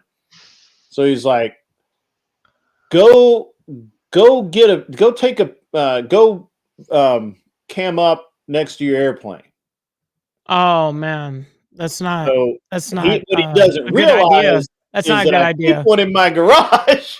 Like, so I'm like, here, really? let me get I'm on my like, phone. really? You want me to do that right now? And so I cammed down on the show. Came I back on your walked to phone. the garage, got on the phone, and I'm like, here, is this it? Is this it, you dumb motherfucker? And I called him like 8 different kinds of motherfucker. It was a lot of fun. I had a great time. And it was an example of there are people that say and there are people that do. Oh, seriously, Shelby, another TTA. Seriously, Shelby donated $10 super chat. Corman reporting for duty, protecting Grid's stream and saving lives. There we go. And getting digits. Don't forget the digits. Right. Do they still get digits? Or they get emails now, I guess. I don't know. No, I get it. I don't know what the kids do. Yeah. Every area code, homie. Absolutely. Every area code. That's right. So, but it was an interesting thing to watch this guy. So once I proved that I did have an airplane sitting in my garage and all the tools and I was like, hey, look, here's an engine. There's another engine. Like, yeah, they're just in there on a pallet. Like, look, I got an extra engine right here, and an extra one right here. So I don't understand, and maybe people do, but I don't understand why anybody would claim they have a fucking airplane if they don't have an airplane. For real. People do. Why shit would you all the lie time, about that? Like, I don't. Well, they do it Grid. The difference is do you ever notice those are never the people that cam up? That's true, and he never does. So the deal was I would go put up my air. I would go take video of my airplane if he cammed up. So I did. I went and did my deal. He wouldn't. He still wouldn't cam up. I did my deal. I'm like, you're a bitch. You're my bitch. And then, but I told him, like, look, here's the thing. If I say it, or I say I've done it, or I say I have it, just take that shit to the bank because that's the way it is. Right. I don't, don't say, oh, you don't have that, because I promise you that I have it, and I probably have it within reach. And the airplane thing was just classic, because I know what he thought. What he thought was I was going to say, well, it's at the hangar, it's at the airport, I can't do anything. But no, I keep I actually now I have 2 in my garage, but I actually have one in my garage, and so it was really funny. It was just hilarious. I had a great time doing That was a that. big W moment. Yeah, when someone it calls was you better out. it was so much better than a W because we got Sport Brand coming up now, man. We'll let anybody up on this show. SB. Yo, what's up, boys? What's up? Yo, But, salute. Yo, Hey, salute, man. Thanks for letting me up, Grid. Hey, I didn't see you there. It didn't tell me you came in. Hey, so no worries. I don't know how long you were there, but he got lucky. I glanced over and it said Q, and I'm like, why do I have a Q? There's nobody else. Hey, no worries. But anyway, so I know what he thought. I mean, I assume what he thought. But once I proved that, then he's like, well, how do we know that he has as much money as he says he has, or has done all of this in business, or has done all Why of is he this so stuff? interested in your pocket? exactly. Fucking exactly. I was like, dude, we're not dating, bro. Focus on your goddamn self. What are you doing? It was really funny. It was really, really funny. I never am concerned about another man's pocketbooks. I don't care about their pockets. Right. I don't care what they have. Well, it's because I say things like, this is what I would do, or this is how you should do this in business, or you can tell by by when someone actually talks. You can tell when someone's about this shit for real or not. And if you can't tell the difference, maybe you're the fucking problem too. You know what I mean? Generally, facts. It's the problem. It's the problem. But yeah, it was funny. I just had a great time with it, and it was fun. So Sport Brand, what's new and exciting? I actually haven't seen you around that much lately. I've been going. Oh, my bad. No, I've been crazy busy lately. I've been doing a lot of research on. I've been learning how to do CAD. Oh, okay. Sweet. Yeah, it's been a lot of stuff for me. You like Fusion 360 or what do you do? I've been using using FreeCAD right now because I can't afford Fusion 360. That shit's expensive. Yeah, we're trying to do it for business stuff. So I got my buddy who's a programmer, and he's wrapping it up real quick, and we're trying to do a little bit of CAD work on some other things. So yeah, it's been nuts. It's been real crazy. It's just been out of it, to be honest. And also I'm writing a bunch leave this up here the rest of the night, I think. That's wonderful. Anson is also a great cat name, by the way. It is really good. That's really good. No, damn it.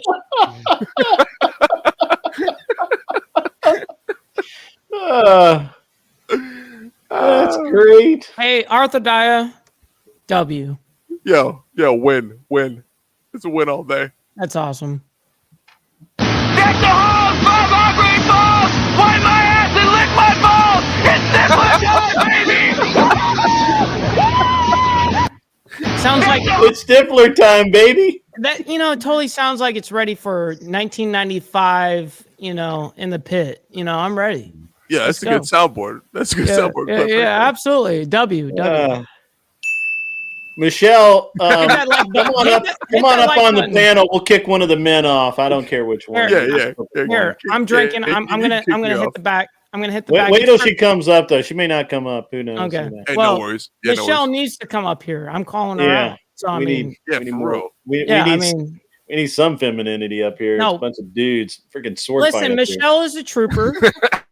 She's fantastic at what she does. She said she'll be up in a few minutes. Yeah, she'll be fantastic up here. Oh, very fair.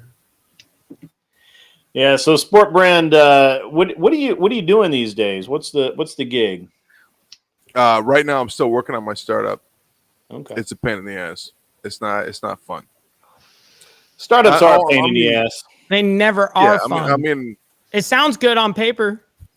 Yeah, no, it always sounds good on paper, and it's you got to do a lot of work on the back end, and you're not really making any money. But it's the. I laugh because I've been there. You know what I mean? Yeah, yeah. I mean, I got a bunch of shit on the back end too, also. But no, of course. My mom had a stroke recently, so I gotta. I'm taking care of her. Man, I'm sorry to hear that. I mean, my grandmother died like last month, so it's like, wow. It's right. A lot going on. Oh no, yeah. I mean, I can't catch a break, to be honest. Well, I and got- and the I had a sense buddy. of I had a buddy on the live responsibility. itself like 2 months ago. So like it's Mm. one thing after the other. I'm working with other guys like Clovertech knows, the Dark and Oh yeah. Flying Rich. Yeah, fuck yeah. And the what are they doing? DK Knives right now. Yeah. Yeah, Crumpy joined me on the card channel Sunday night. Yeah. Crump is the man. Crump is the best. He's the man. I got a bunch of stuff going on. I'm very, very close to wrapping up my startup, and we're gonna start doing low raw tech stuff, low raw communications. I know. Grid, you said you're gonna buy a HVAC company recently. Well, we're looking at What are it. you thinking about We've been looking at one in. So right now, we're looking at a commercial glazing company. That's sounds dirty. Hey, we glazing donuts. Well, I'm saying that sounds dirty. Hey, yeah, Krispy Kreme over here. They're it's like glass in schools, new construction, what are they? What do they call them? Not row houses, but what the fuck ever. Just like bigger subdivisions. They've got what else? Sorry,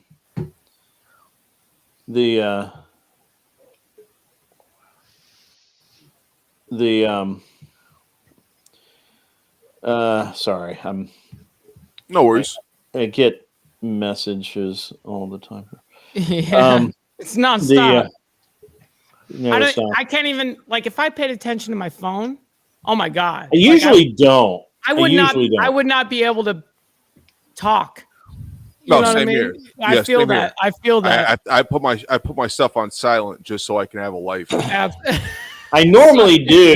I normally do, but I've got a bunch of stuff going on, so I normally yell at especially when money or families are involved. You know? I normally do that, but it's okay. Anyway, so the glazing company does all the glass doors and like all of that kind of some skylights, but mostly glass and doors in buildings. Mostly, mostly what they're doing now is new massive developments and new constructions, and also we're doing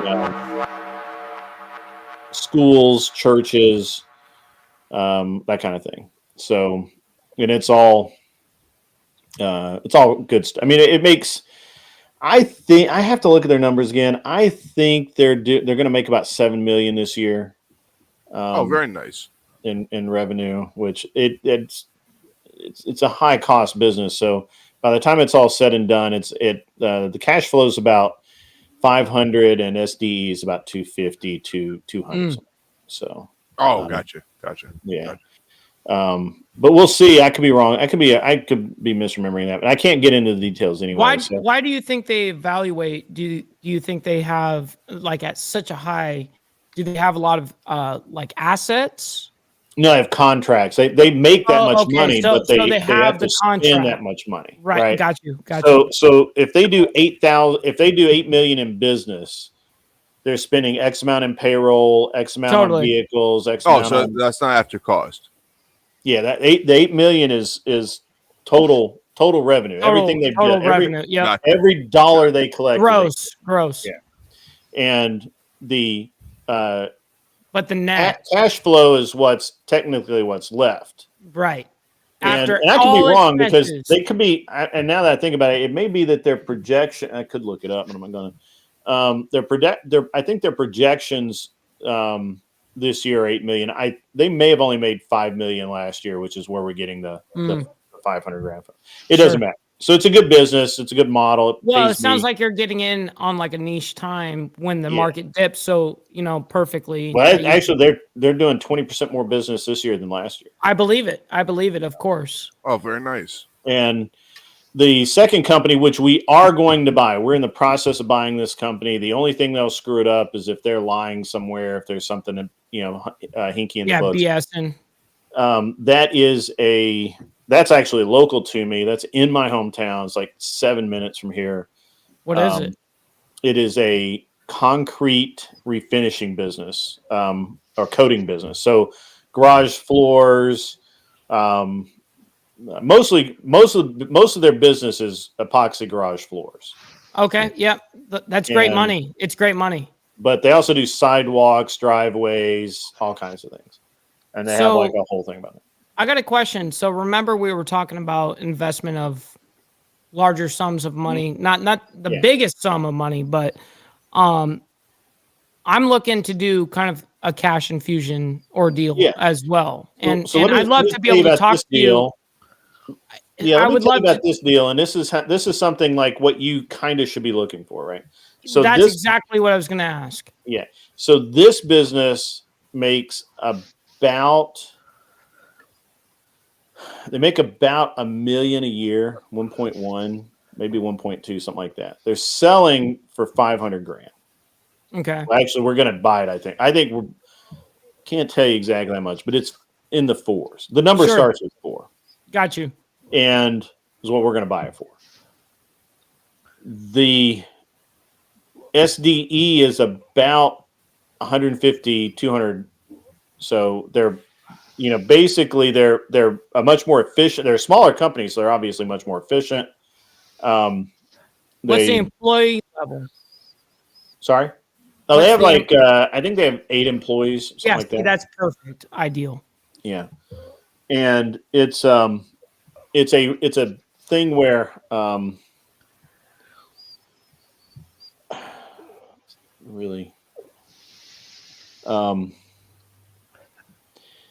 annoying. Sorry. It's all right. It's all right. You got things to handle.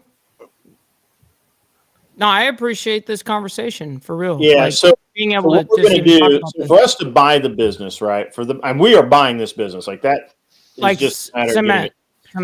Yeah, even I mean, what we're trying to do is we're trying to push the numbers above 500 right now. So right now, if they do seller, which they're going to have to put some seller money in, right? So the way SBA loans work is they want it to be about $500,000. Right. $500,000 is the minimum. Right. Well, they will go lower, but it's hard. You have to really convince on another because level. most businesses that low don't make money. Correct. Yep. And that's exactly what the bank is looking for is can I get my money back and some, of course. So and it's an investment for them, just like it is with us and all the BS. So what the bank's looking at when you're buying a business is how established it is, obviously, what their numbers are, and how much are you paying for it?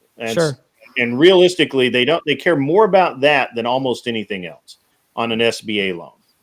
The reason for that is because with an SBA loan, you are not guaranteeing the loan.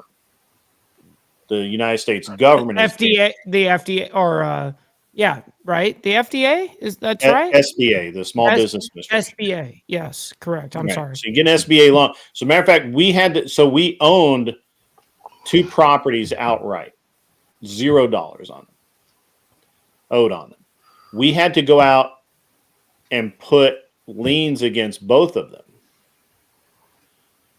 We had to do that because the SBA, if they see that, they have to attach that asset to the loan, and they don't want to do that because then it removes the government guarantee. Oh, so you did that on purpose to get it?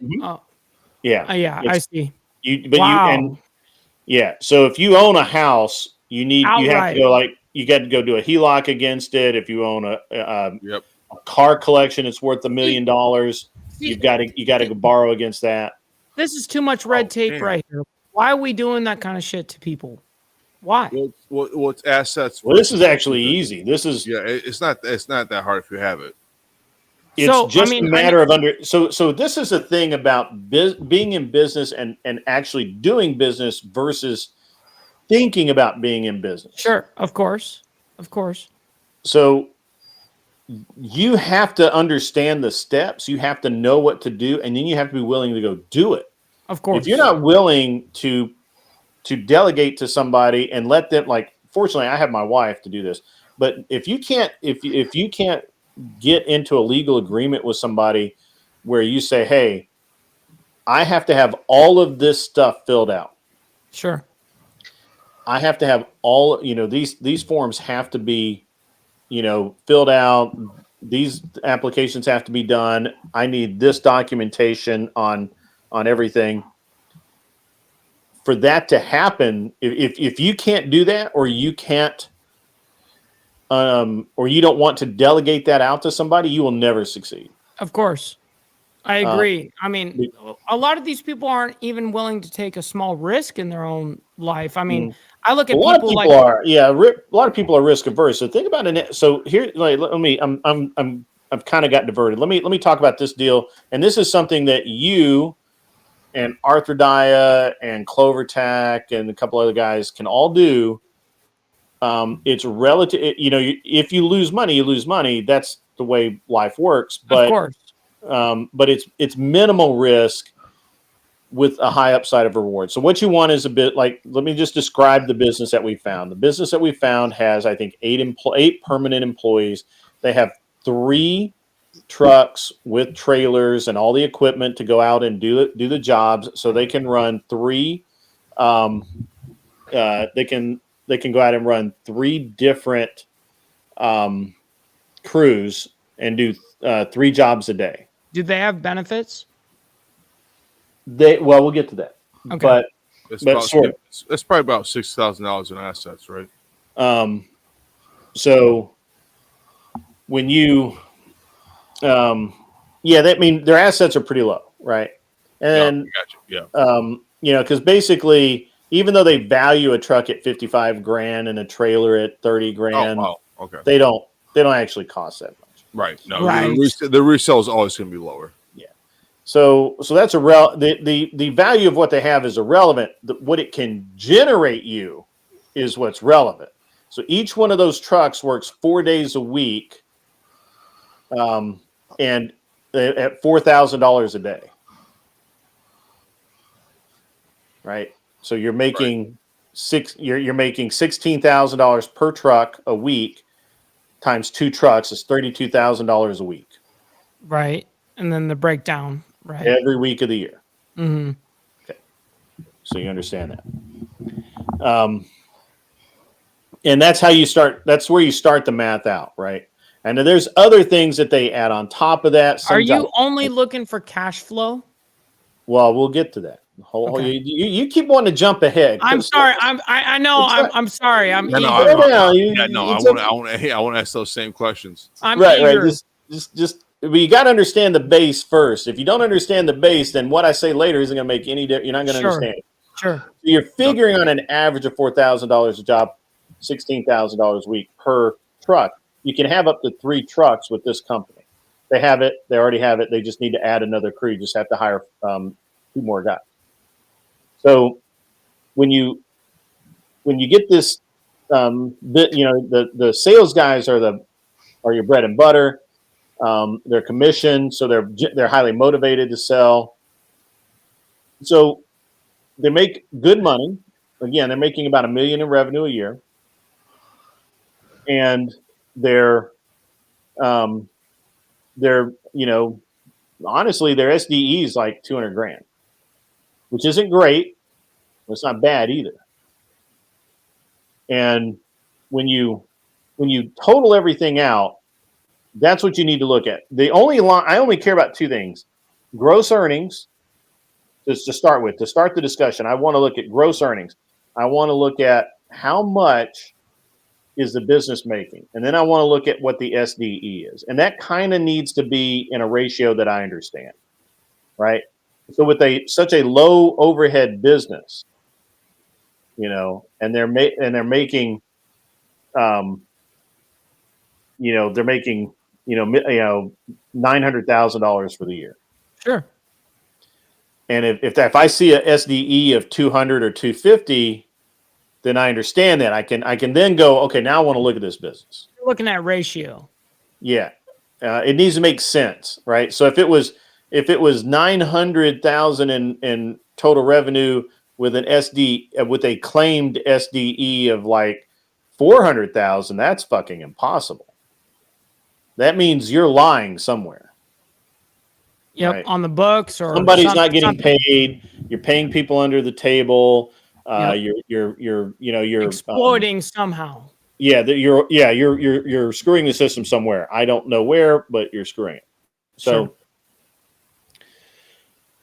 so those two numbers are what I really don't care that much about EBITDA. I really care more about SDE, although I What's don't. EBITDA? Earnings before taxes, interest, Oh wow. debt, and so something it's else. like pure cash flow. That's the only number. It is, yeah. Just think of it as cash flow. It's reduced. Right? But you still have, you still have some money. Still comes out of that. Got you. So I'm actually more interested if they give it to me. I like SDE. That means the money that you keep for yourself. The seller keeps. This is the money the seller keeps for themselves, right? Got Every you. year, what they're paying themselves. And so we want to understand that, right? And so $100,000 on a all right. So this business is 400 and something $1,000. Call it 450. Call it 40. Whatever. Doesn't matter. So you're going to have to. So you're going to want a 10% seller financing. So it's $48,000 right off the top. Right. You're going to have to put in 10% to the bank. That's another $48,000 off the top, right? So $96,000 out of the purchase price. Got you. Right out of the gate. Right? So now you're financing. You're not financing for, say, 480. You're financing 390. Yeah. Right. Exactly. Yep. Interesting. So when you get to when you're financing 290, now you need that loan. Yeah, Arthur Dye wrote it out for me. I can never remember all of the little things, but I understand how to do it. So I'm here to listen. So when you're financing $290,000 for 10 years. It's going to be your interest on that's probably going to be 7 or 8%. It's going to be high, probably 7 or 8%. I thought 6% was high. Yeah. Yeah. Over 10 years, right? So so that's going to break down to about, we'll call it $30,000 a year. Sure. Right. So if you're going to do $30,000 a year, well, obviously that comes out of hopefully the businesses, when they did their computation, they have something that is close enough to your loan payment, right? Sure. Either they have an existing loan payment that they use for startup capital that they're paying off of the purchase price of the business. Now, do you take over that loan? No, they have to pay it off. And just like all of the vehicle, like if I see that they have vehicle loans and that's part of their earnings, that's an add back for me, because the minute I buy the business, they have to pay off the loans on those right. vehicles. It makes sense. Right. It's a clean cut. Boom. Right. Yeah, so the loans become way easier when you have the injection capital. Yeah. Somebody buying off your business. So if you're trying to borrow, if you're trying to borrow $290,000. Sure. And that's on it. What's the evaluation on that? Like for that kind of loan, to get that kind of loan, what are we evaluating the business at? No, we've already evaluated the business. We've decided it's worth $4 whatever. Okay, we're simply talking about how you get this done. Got you. It's like 3 years plus. Yeah. Or 2 years plus, depending on how you do the valuation. Yeah, I mean, we're evaluating this one in a weird way because the SDE is so low. Sure. Gotcha. Makes sense. And basically, we're giving them 2 years of SDE because it is a sales bit. Anyway, whatever. Sure. All right. So it's a service business. So yeah, when you get 290, right? So when you finance that 290 out, they pay off all the bills, all the truck payments and everything. Now all of that money comes out of their budget. That's an add back, and you add that towards your payment. So if they're making, if they're making $10,000 a month in truck payment, or $10,000 a month a year in truck payments, Sure. your payment on the mortgage is no longer 30,000, it's 20,000, because you're going to take that money out of the revenue and put it back in. Anyway, so let's just say that you got your 290, but what you really need is you need to get it up to 500. And there's a reason for this, because now this business does not need it, but a lot of businesses have what's called float. And float is the difference between when you invoice a customer, a contractor, a business, whatever. Net terms, basically. And you're waiting for that money to come to you. They have 30 days to pay you. Right. And right. and then a lot of them have a 15-day rider on top of that. So it could be 45 days from the time that you send out an invoice till the time you get the money. In the meantime, you still have to cover payroll. Yep. Gasoline and gas got to go in the trucks. You still got to buy product to do the jobs in front of you, and all of that. So when you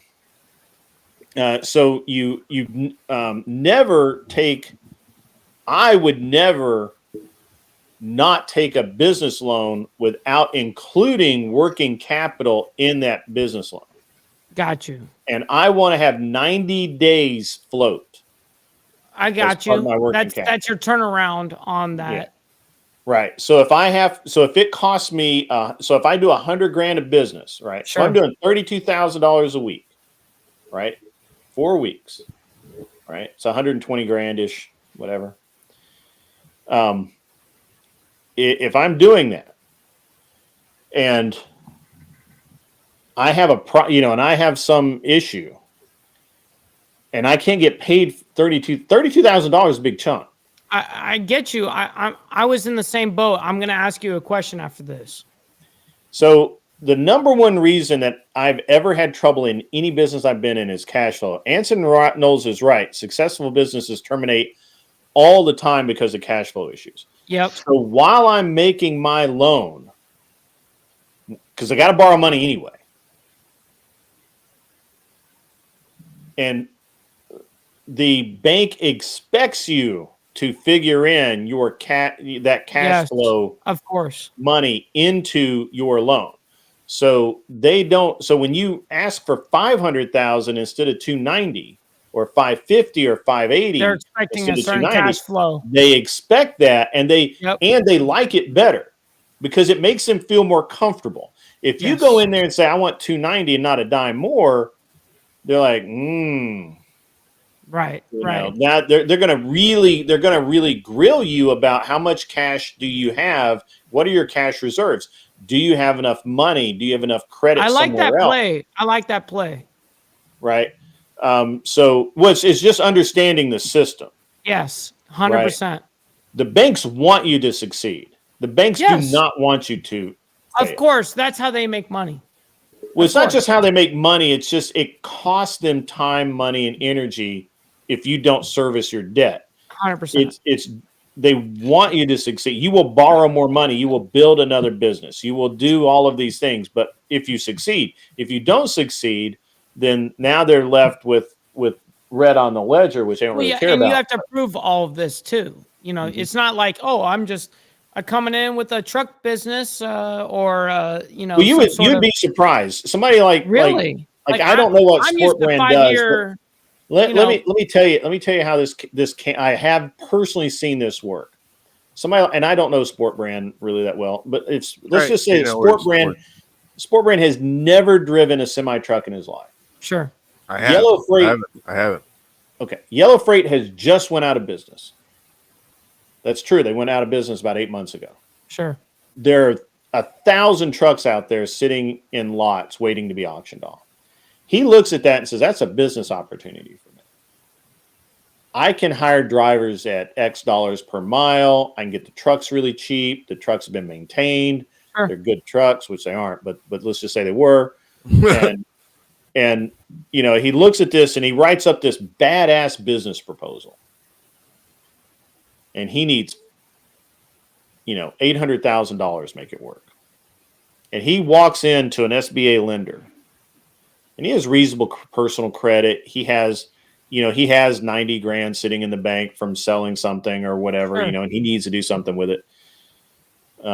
Maybe he sold his house and he needs to reinvest that money before he gets hit with the thing that Trump's hopefully going to get rid of, capital gains. Yeah, yeah, right. Yeah, that's what I was going to say. Yeah. And so he, you know, he sold a house. He's got an extra 80 grand there, and instead of going to Aruba for a month, he says, "You know what? Think what I'm going to do. I'm going to take the leap." So he walks in there with 80 grand of his own money, asks for $800,000 to buy 2 trucks and operate, and built into his business plan is cash flow to operate for a year. If he doesn't make $1, he can put gas in the trucks, pay the drivers, Sure. pay his insurance, right? Get everything budgeted out. Bare minimum, pay the loan, kind of thing. Yeah. Yeah, Pay everything, yeah, pay everything back. The only thing, all the money that he makes just services the loan debt. Yep. I'm not gonna lie. I'm looking into those same things. You're really hitting the nose in the head. I'll be right back. Yep. Hey Josie, I see you out there. How are you? So I know that you are. I know. I knew K2 was in the house, and I know that he had talked about it. And I'm just trying to help everybody here a little bit. No, you're hitting the like.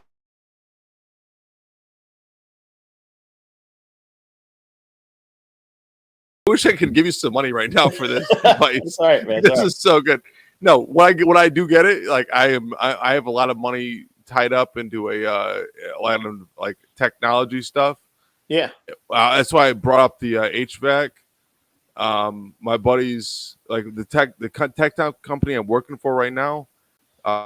We have Michelle, a back end. and she's not wearing black. Oh, Michelle. All of you people in the chat earlier said you've only ever seen Michelle in black. You're wrong.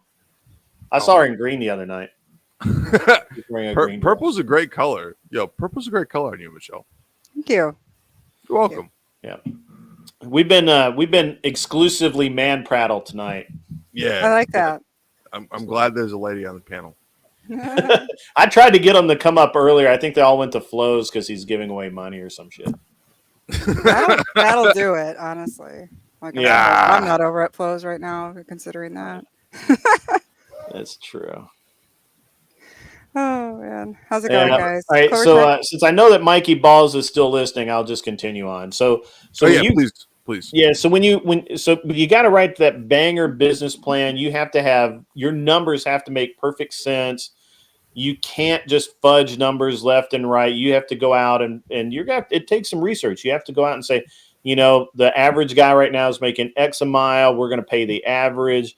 Our cost per mile is this. This is why we need this is why we need this much money. And this is how I think I'm going to make money. I've got this contract lined up. I can get this contract within 6 months, you know, all of this stuff, whatever it is. And basically every business loan I've ever gotten has zero to do with almost zero to do with the numbers. It's more about the narrative. It's more about the story that you can tell. It's more about the reason why, right? You know, like how good can you paint the story? Yeah, you know what I mean? Yep. Yeah, you've got that guy sitting on the other side of the your door. mouthpiece. To be honest, it's your mouthpiece. You're being able to sell yourself and be able to show on paper. Like I've always done a 5-year business plan instead of a 2 or 1 or 3, or I've always done a 5. So when I come in, they really take me serious because I'm not there to jerk them off. You know what I mean? Right. Like I'm there to talk it's some real business. It's all. I mean, obviously, if you have really shitty personal credit, you need to have an explanation for that. Yes, banks understand that people go through divorces. Banks understand that that you lose your leg. That you lose your leg and you can't work for 6 months. Yep, I've used that. Banks understand this, and so if your job when you go in or when you're talking to these bankers is you have to be able to sell that story to a guy who really wants to give you money, but at the same time he has to be responsible to the bank 100%. and not make a bad decision, right? Yep. And so, and it's really honestly, it's more important to do that, right? Like I agree. you can have really perfect financials. You could have everything nailed down. You could have the best looking. But if the bank looks at your report. business and they're looking at it and going, we're not going to see our money back. Right. They might take a chance on you just based on your credit, but more than likely they're going to say, yeah, you can save money really well and you can pay your bills, but we don't know that you can make money. Right. 100%. And they look at it as an investment just like me and you would. It is an investment. Yeah, it is. So, again,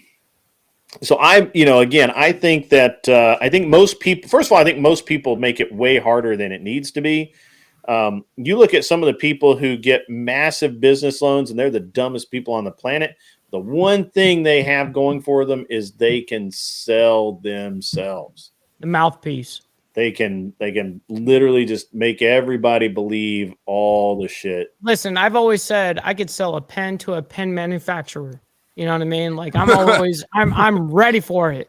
Yeah. Yep. My issue is I can sell a lot of things to a lot of people. I'm in tech right now, and we're really working on software. We have a lot of proprietary software, and we're working on right now. We're working on low raw communications, and especially with like HVAC communications, we can actually do diagnostics where you can basically do it from the street level instead of actually going on the roof. Which seems simple, but like, yeah, it's so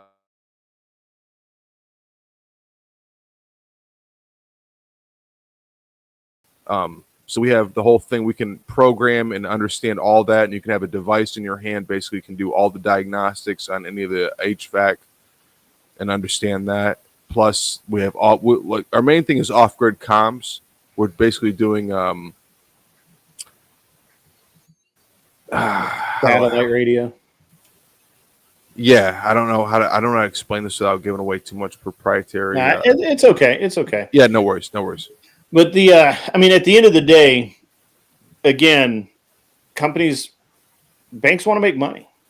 That's the end of the day. That's number one. They want to make money, and they want you to make money, so they make money. And you just have to be able to not only have all of your ducks in a row, but you have to be able to tell the story. A lot of people get denied business loans, especially SBA loans, because they walk in there and they can't tell the story. They can't draw the picture. They can't connect all the dots. Exactly. And it's really important, and it's not necessarily selling it, right? Like you have to connect the dots on paper. There are questions that are going to be asked, and you have to anticipate those, right? Like, are you going to continue to work? If let's just say that it's a business that hasn't been around a long time, it's going to need a lot of hand holding. There's no staff. The old owner has been the manager of the business. Then if you say, well, I'm going to be an absentee owner, the bank's going to frown on that. But if you say, well, I'm going to work there for at least 6 months, maybe a year. And I actually just had this, I said this exact thing like 3 days ago. I plan on being heavily involved for the first 6 months, fading out over the first year. Hopefully at the end of the first year, the business can run without me, checking on it more than a couple of days a week or less. And if, but I'll give it whatever attention it needs. That telling a guy that is way better than being, I want to buy it as an absentee owner. I don't want to, I would rather never go there if I don't have to. And and you're much likely to get further with that conversation. If you haven't done anything, right? Like you've been semi-retired, or retired like myself. And, then you have to explain why you retired and why you're coming out of retirement. And then they're going to look at they're going to look at my past businesses. They're going to ask a hard question. Like, why did you retire? Well, I didn't feel like doing it anymore. And to be honest with you, the biggest reason that I closed down the last straw was, and the reason I closed everything down. Not willing to deal with it and no more. Well, no, actually, I couldn't get a manager. Oh, really? Yeah, I couldn't get a manager that wasn't stealing me blind. Sure. And so, what I ended up doing was, I literally sat down one night and I said, we figured out that we're losing about $5,000 a month from this guy. And I'm like, I'm going to lose $5,000 a month. I'm going to lose $5,000 a month doing something I like. Mm-hmm. Right? No kidding. Like that's something that you love, that you have passion for. Wait, Grid, that's just based on payroll? Yeah. Well, I mean, he was doing stuff like,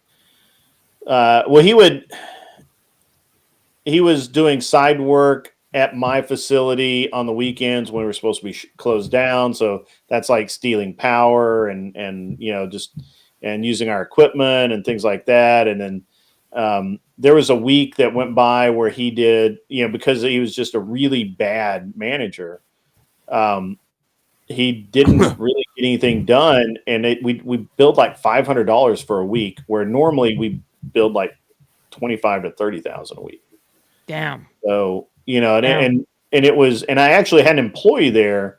I had this guy that worked there at that shop that was El Salvadoran, and he's pretty fucking sharp. Mm. He didn't want to be a manager, but he would have been the perfect manager if he just wanted to be. And he came to me and he's like, hey, the manager's like using your account to charge all this stuff up. The reason that, we were so low in sales last week, he wasn't even here half the time. Sure. And there's nobody to close the sales, right? Like there's nobody, we're working. We don't, customers would come in, stand around for 5 or 10 minutes and then leave because there's nobody there to help them. Right. And,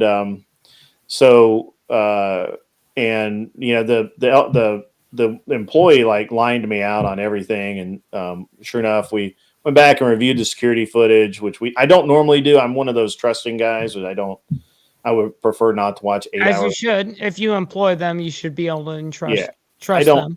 I don't want to watch 8 hours of security footage to see if I don't have the time. Yeah. I'd be happy to. Right. Well, no, if there's a reason to, I will. But I prefer to not watch 8 hours of security footage a day. Yeah, I get you.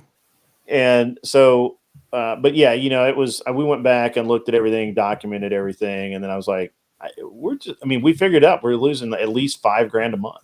Damn. At least. Well, not gonna lie. You could use AI to save you a lot in the security footage. That is true. Not back then. It works out real bad. Not back then. Yeah, no. Yeah, I got it. Not in 2016, baby. Yeah. But, different time frame. Yeah. Well, coming up.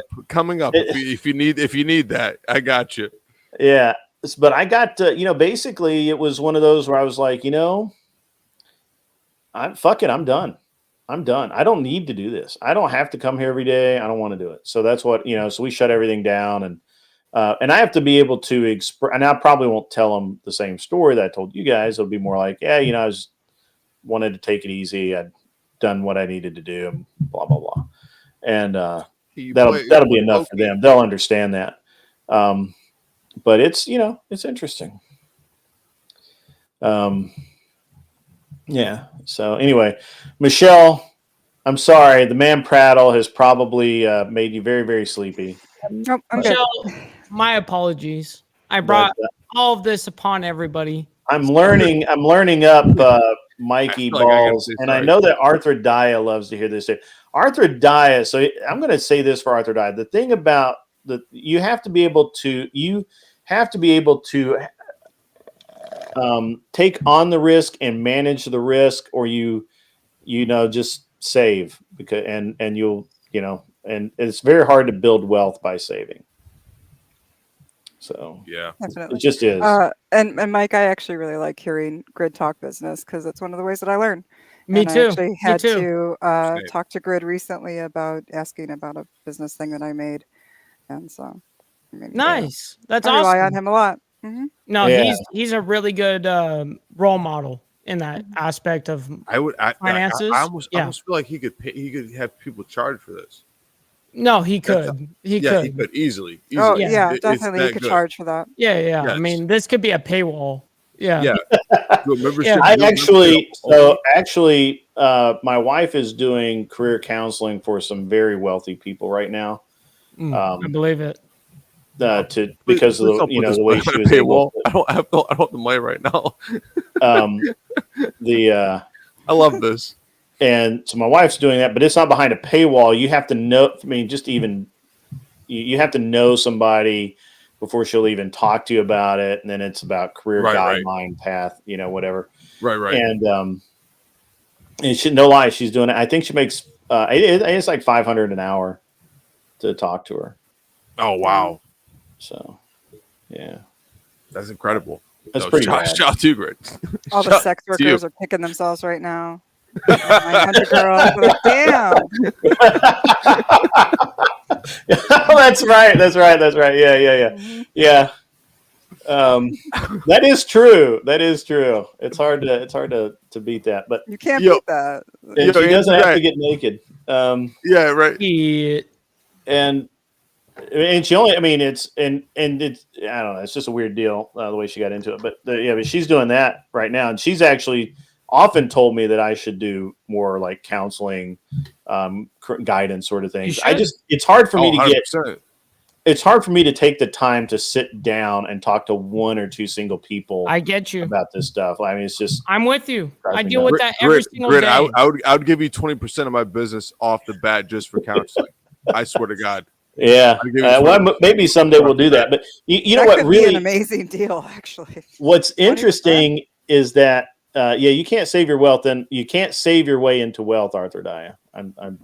I tried that; it doesn't work. But here's the thing: so when I was doing the race team,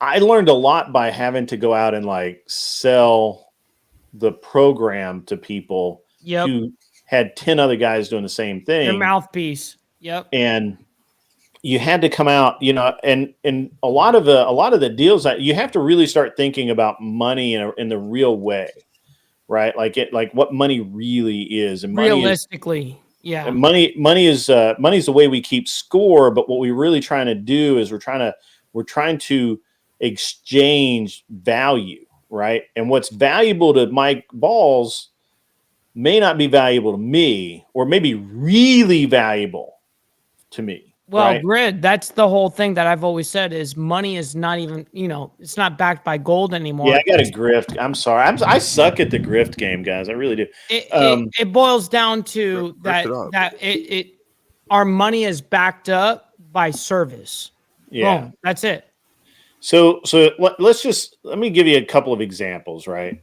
Like we did a program, and I love to use this specific program because everybody knows what I'm talking about. So we did a promotions program with GoPro. And I think they were launching like the Hero 3 at the time. Wow. And yeah, it was a long time ago. I'm old. Don't make fun of me. Okay, boomer. Back when you were in high school. Maybe middle school. Middle school? Damn, son. So anyway, 1995, homie. So we went, we would go to these companies, and a lot of companies you had to understand is they weren't going to give you money. They would give you like, a lot of it, they wanted B2B deals, right? And I love B2B deals. They're my favorite because businesses will usually pay the bill. And so what GoPro did was say, look, we're not going to give you any money, but we're launching this camera. We have extra budget. So what we can do is we'll give you this QR code and they built a web page in their site where you clicked this QR code and it took you to that web page, and then you bought a camera, and we reprinted that. We printed out flyers. But you got the commission for the sales on that, right? Oh, no, stand by. So we put that QR code on fucking everything. Mm-hmm. And we, so we went to Barber for the opening race of the year. we had hired 2 pretty girls to stand there and give away these cards. The deal was that you got to buy the new camera, the new GoPro camera, at like $100 off of retail or the launch price, which was that was like, I want to say it was like $260 or $280 or something like that, whatever it was. It's a good price discount. Yeah, and it was like $100 off. And nobody's not going to do that. Latest camera, it's a launch version. Nobody's not going to buy it for $100 off. So they gave us the ability. Basically, they gave us the ability to print this coupon through the QR code to sell 1,000 cameras. We sold 1,000 cameras in a weekend. Wow! That's a lot. Yeah, we sold 1,000 of the cameras in a weekend, and we got 100% of the money. Damn. So, 1,000 cameras times $260 a camera or whatever it was. So they were depending on your audience. Yeah, well, we're getting to that. So then we did so they came back to us and they said, we were not expecting that. This is like way more than, did you mean to drop down? Yeah, Jess was here, so I was gonna okay. give you a smaller panel, and I can hang out backstage. Whoop, wrong button. Oh yeah, put me back. There we go. Gotcha. Okay, now I got it right. All right, we get K2. Keep on trucking. $5. Here's for the grift. I would like to learn more about this business stuff and about renting too. Yeah, I've been chatting all night about stuff. Thank you very much, K2. No, keep on trucking. If we could have one night where it's just straight business stuff, that'd be so phenomenal. Yeah, man, he does that. He's done that a couple times with me. Yeah, this is the best. I'll be honest. I'm not gonna lie. Honestly, I'm a geek. You shared so much information right now. This is like college. I'm also like just like I need to start giving him money. Let me finish with the GoPro thing.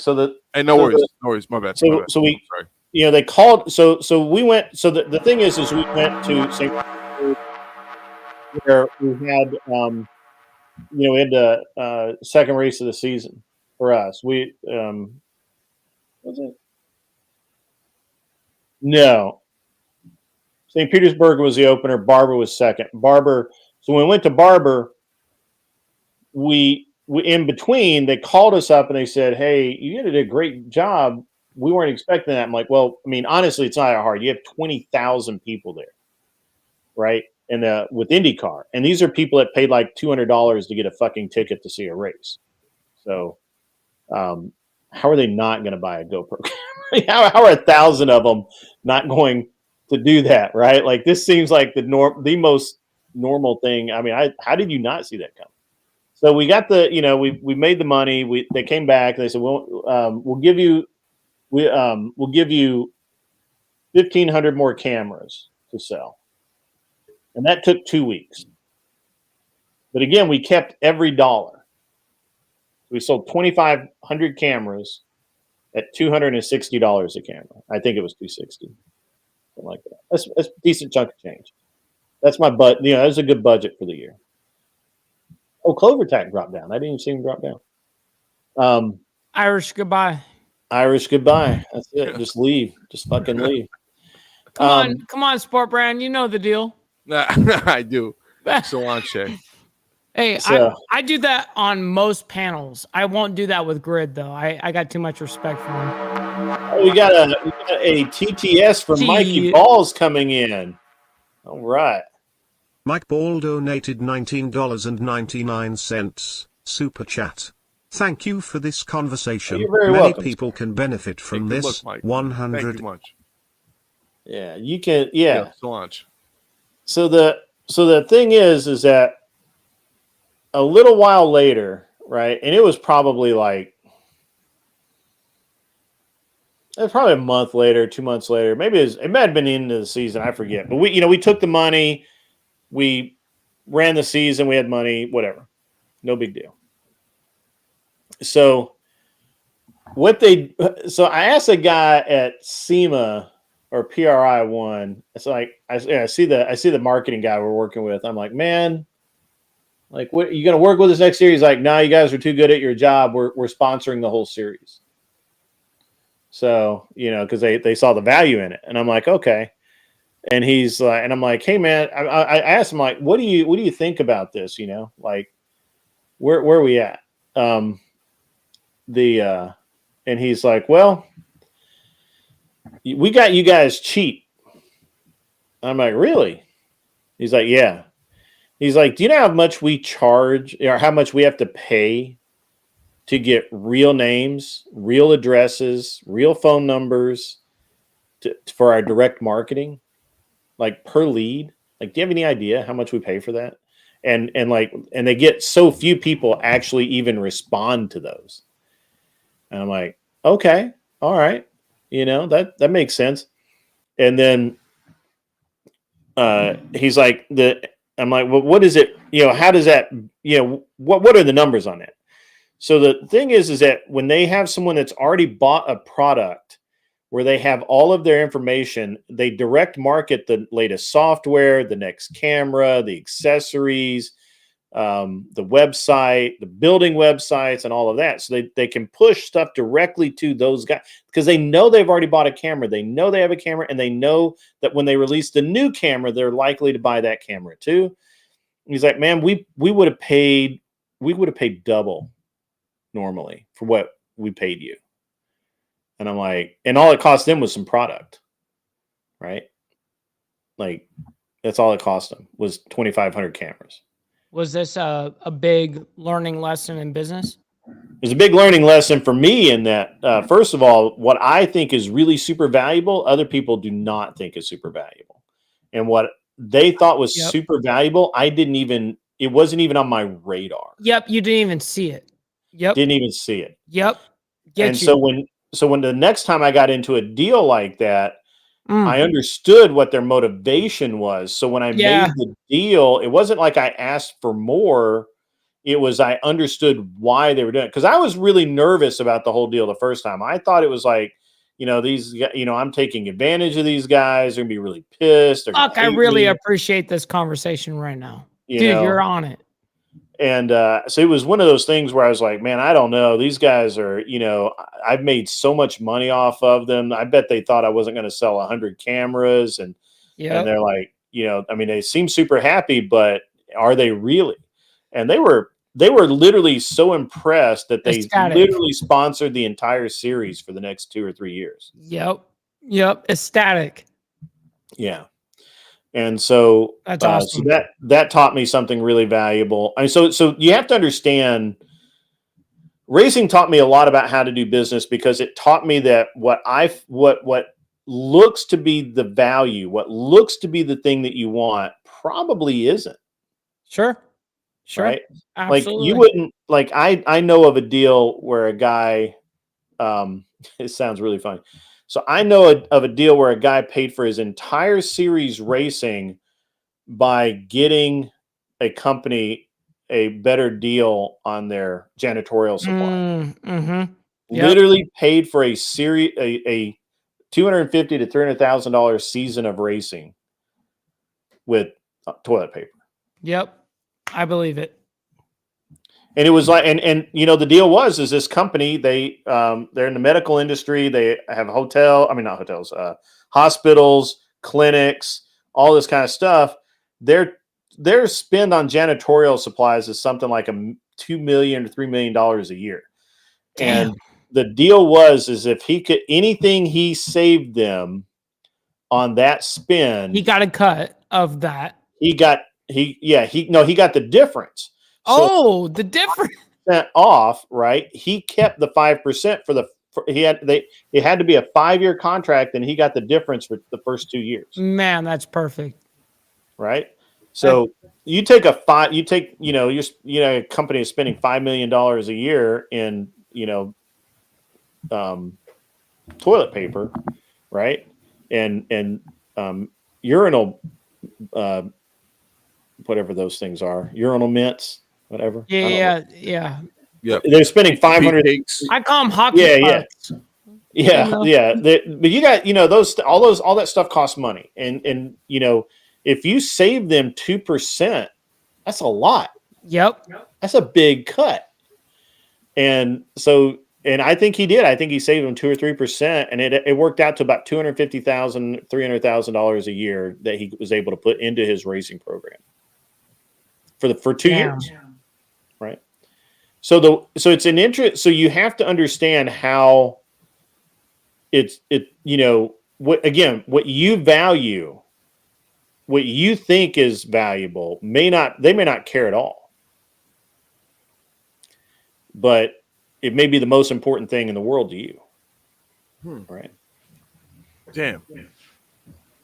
So racing really taught me that. It taught me to think like global, like what is it they want? What is it they need? And anytime I'm getting in a deal, I look at it as a lot of times I look at it as a customer, or pardon me, an employee, right? Like, what is this company hiring me to do? What are they giving? What are they paying me to solve? And then it helps me out. Then I can understand it better, right? So, what do they need? Well, they need more customers. Well, then that's a marketing, that's commercials, that's maybe pretty girls standing out in front of the car to hand out flyers or whatever. Right. But you have to understand what they need, and so when you apply that to other businesses, it's the same thing, right? So if I'm doing a business, like let's just say that I have my concrete floor company putting epoxy on floors, and I go to a dealership and I say, hey, all the other dealerships in this area are brand new and they're fucking shiny, and when the service area looks like an operating room. Your dealership's been here since 1980 and it looks like a fucking bomb went off. Let me fix that for you. Let me fix that for you. Let me fix that for you. 10 grand, 15 grand, whatever it is. Let me fix that for you.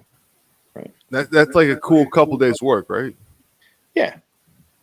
But for them, it takes their shitty looking facility and makes it look like $1 million, right? Right. So what's that worth to them? If that increases their sales even 2%, they're doing $100 million a year. It's a fucking dealership. What is that? What is that 10 or 15 grand to them? Right. Damn, you're really good at margins. Yeah, you have to be. It's business, man. I'm only good at I'm more good at product. Okay. I'm not selling product. Yeah, like my idea was like when you're manufacturing it, you have like a 50% margin on manufacturing, you have 300% margin on selling it. You make you divide all that up between the marketing and the division of that. So it's like I have a completely different business mind from that. Like, but you're really like teaching me a bunch of stuff that I have never even considered, to be honest. Like, well, so like right now, yeah, I have I'm doing cellular phones, right? And it cost me from what my margins are 500%. No, my margin. Well, let's say 300%. 50% of that is manufacturing. We can do after we do sales. 100% of that goes into out of the 300. We have 100% of that goes into recouping the cost of the product. And then after that, like there's 30% in marketing, and then after that, that all gets divided up between the partners, which is basically like, so it's 100%. What is it? Out of 300%, it's like 130%, 150%. Then after that, it's 50% goes back into the company. No, 100% goes back into the company. 500% goes back into the payment. And we just basically roll from there. And we have a product line where we're expanding out, so that like that little 50% out of it. So it's what, $50 off of every unit. We stack that on top of each other, and we use that to create new product lines, and then we just stack on top of that. But then it takes a couple. it takes a while for us to build up to a certain point where we can actually have a certain amount of money that we can actually come back with. But then we have the availability also on the back end that we can do crowdfunding and also investment capital. Mm-hmm.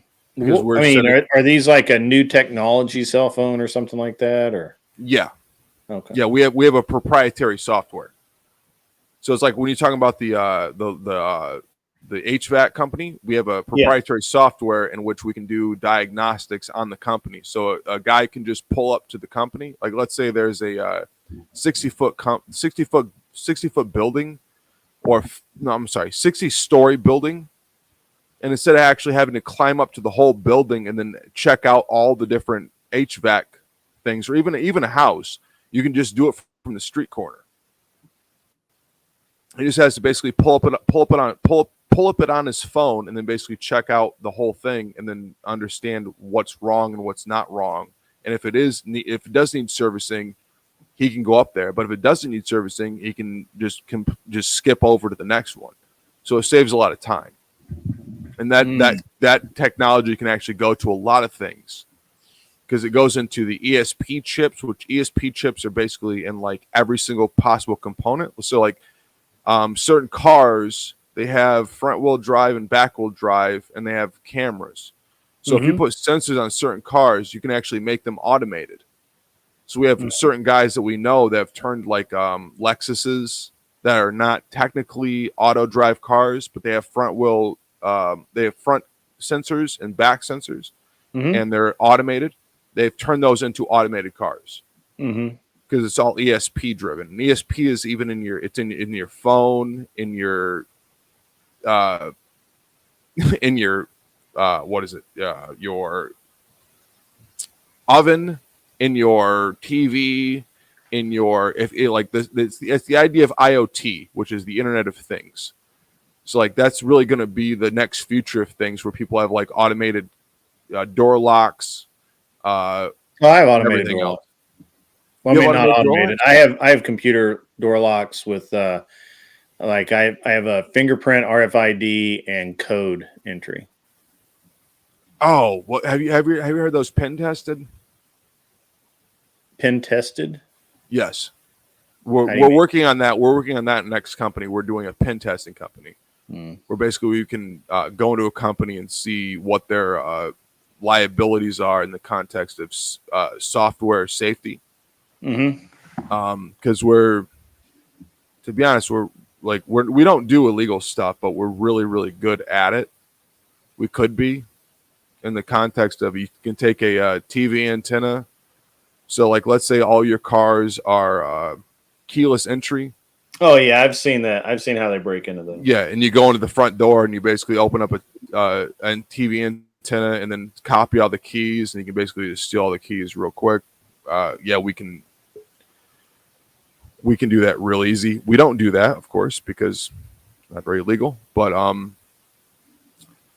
yeah, so like we're moving into that. So the idea of programming ESP chips to be custom owned into the more privatized marketplace. Yeah, where the idea is you have like a lot of the like your cellular device takes a lot of information. It tracks you on a regular basis. Low-RAW phones will not do that, and you can basically own your own system entirely, and you can actually set up different nodes where you can own those and have people basically use those and then pay you off of them. So it's like the idea of a cellular network is probably $100,000 to set up, like the tower itself. A node costs basically $20, and we're basically going to use those also in the idea of birdhouse. That's so far out of my area, but I'm assuming everything is kind of similar. Well, to a certain are you in the Bay Area? Are you in the tech area in California? No, I'm in Michigan. Michigan. Yeah, I'm in Michigan. I have two programmers. I'm mostly marketing and development and sales. They work on the back end right now. So, but I have two programmers. They do most of the stuff right now. Like I have, they're phenomenal right now. To be honest, they've done over $250,000 in programming, and they're both my buddies. I love them to death, and we're all in the same business and whatnot. So they've done $250,000 worth of programming for me for free, basically. Wow, we're that's cool. Yeah, we're getting to a point, like we're getting into the idea of doing low raw off grid technology in SHOT Show, because I got a couple buddies that are involved in that. I'm still like I'm still trying to hit them up to hit you up to get them on some of the panels. Okay, so you can get on there. Yeah, I know a bunch of the different like the 2A community. Yeah, the 2A community guys. Like I tried to get. I actually sent T-Rex like, hey, come on my stream, and they're like, yeah, we'll get back to you. No. And those guys are like right down the street. I literally could be there in 45 minutes if I wanted to be. No, T-Rex, they're real up there, and also with there's a whole thing about what's his name? Lucas. Yeah, what is Lucas and Grand Thumb? Lucas Bakken. Yeah, Lucas Bakken and Grand Thumb. Yeah, Grand Thumb's. Have you guys heard about the Grand Thumb stuff? No, give me 1 second though. Seriously, Shelby, send $5 in. Have a wonderful night. I got to do some anatomy studying before bed. Good night, everyone. Absolutely, do your homework, young man. Do your homework. Salute, Absolutely. Shelby. That guy. So yeah, just really quick. What's the Grand Thumb stuff? Are you not familiar with the thing I know who he is. Yeah, I know Mike. Okay, so I don't know. Okay, this is. I'm not saying anything that's not actually public already. It's been a big thing in the gun community, 2A community. But Grand Thumb, he's been married twice, right? I knew he'd been married at least once. Yeah. Yeah, so he had a second wife. Okay. And his big thing was being a real Christian conservative and having a wife and whatnot. Mm-hmm. Well, some of his texts have come out where he had been texting other women. Yes, and he was talking about how he lasted so long, and he can go 3 times in one go around. Oh, that's impossible. He's an Air Force puke. And so that makes so that was one that was one of the big things. So that's the big thing with the Grand Thumb now is because Grand Thumb is basically persona non grata in a lot of these different groups. Because, every year there's a scandal like that though that ends up being kind of like taken out of context or BS. Like you remember back in 2019. Taryn Butler and my precious he only done not only did you know why she never said anything about that, right? What was that? All right, so first of all, the video was bad, but it was kind of I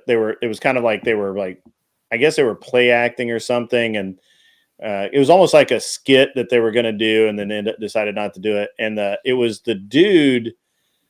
It was either the dude who was recording it or like her boyfriend or whatever, some dude that liked her, got it off of her phone and then leaked it, right? But it only leaked a very small percentage of it, and the rest of it. What's her name? I cannot remember her name now. Jennifer something. Maybe, I don't know, but that was pretty cringe. The thing is I know a lot of people who I've met Taryn several times, and he's weird because he's from California, but he's just like normal California. I take that personally. You resemble that remark too. I just left California 8 months ago. Yeah, and you still resemble this remark. Okay, all right. I'll give it to you. It's got to be at least a year, Mike. It's got to be at least a year, Mike. Listen, it is what it is. It is what it is. That's it. Greg, continue. What? That's all I heard. All I heard was Man. Shit. Oh, behave.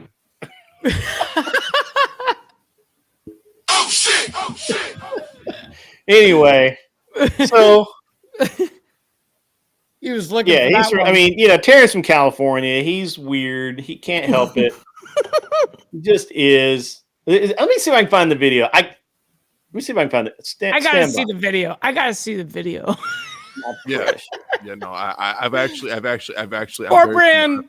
I'm very familiar with this. Look at what you started. Oh my god, I know. What am I doing? You what did am I this. doing? I'm gonna have Grand Thumb after my back now. I'm talking about money that making. guy's- I'm talking about money making, and now we're talking about the streets, cuh.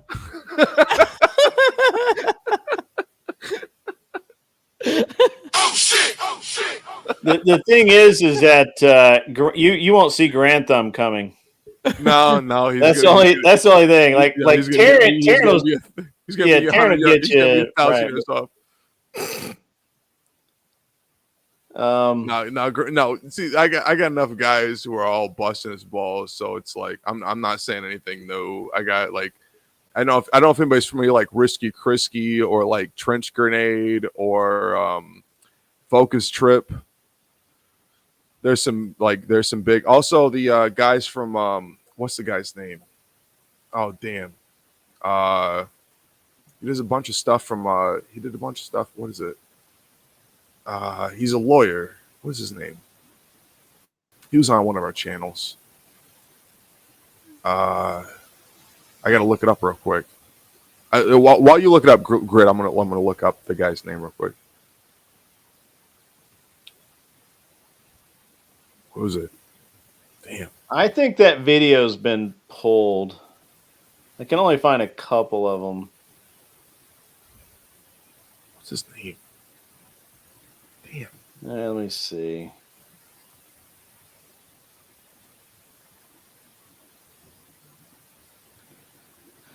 Anyway, This has been fantastic. Just so you know. Yeah. It's been a great conversation. Like, not even being sarcastic, like for real. I appreciate you talking about these subjects. Not enough people that have this knowledge will do that. And I think a lot of people try to gatekeep. And I'm someone that's very much about, like, if we all put our best attributes together, we can become something so ideal, you know? And so I very much appreciate the lessons today.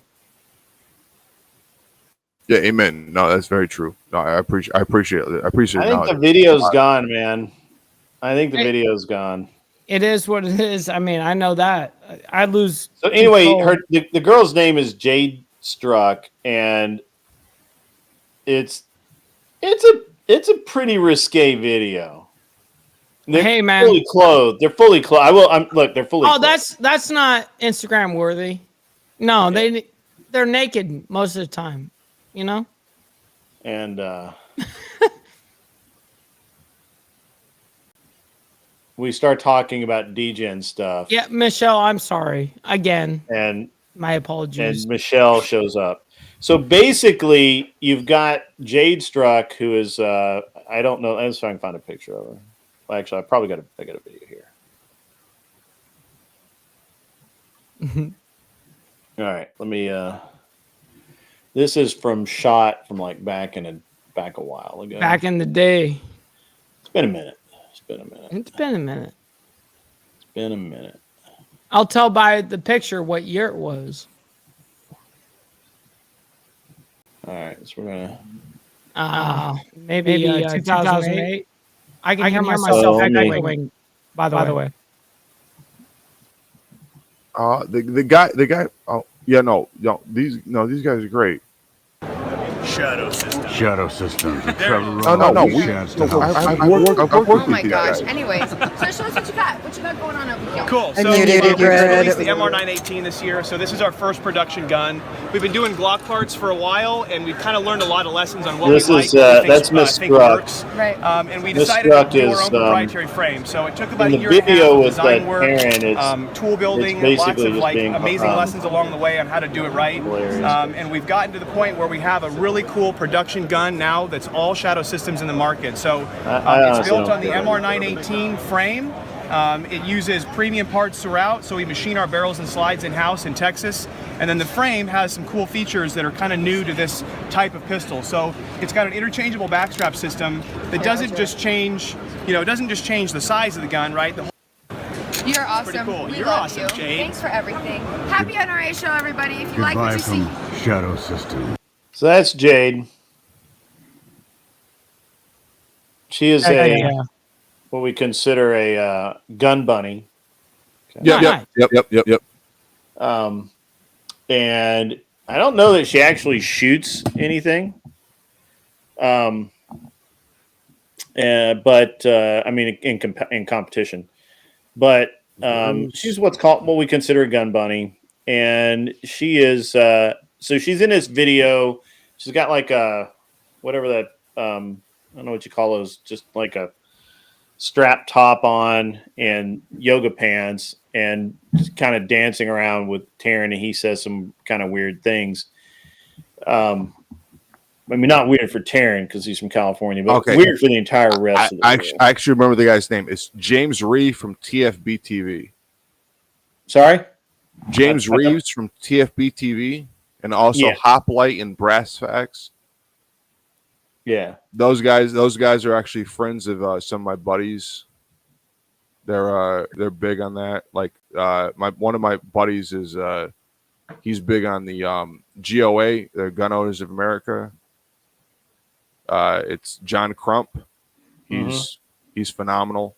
We're like they like a lot. Like that's why I know CloverTac from basically.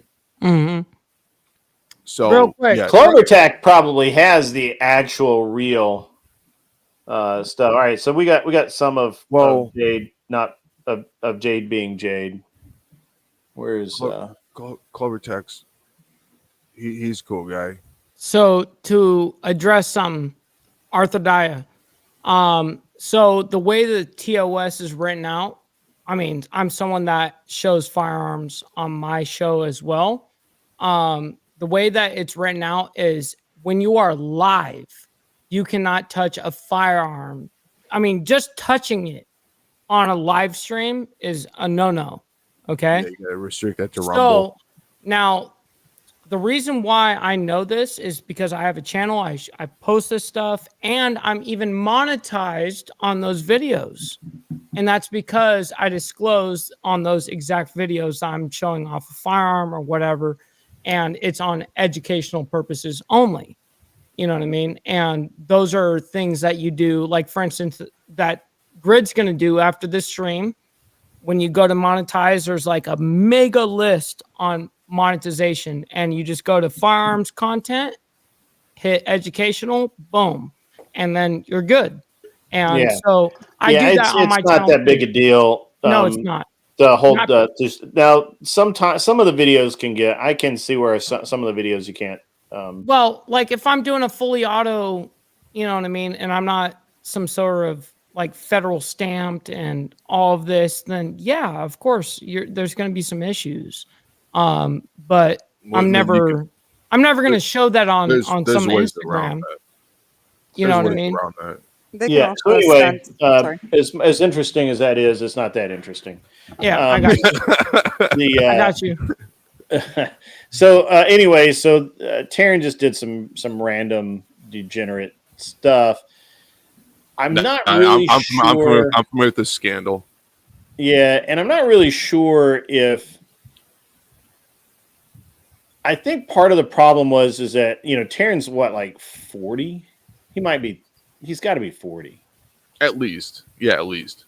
And at the time, I think Jade was like 19, maybe 20. Yeah.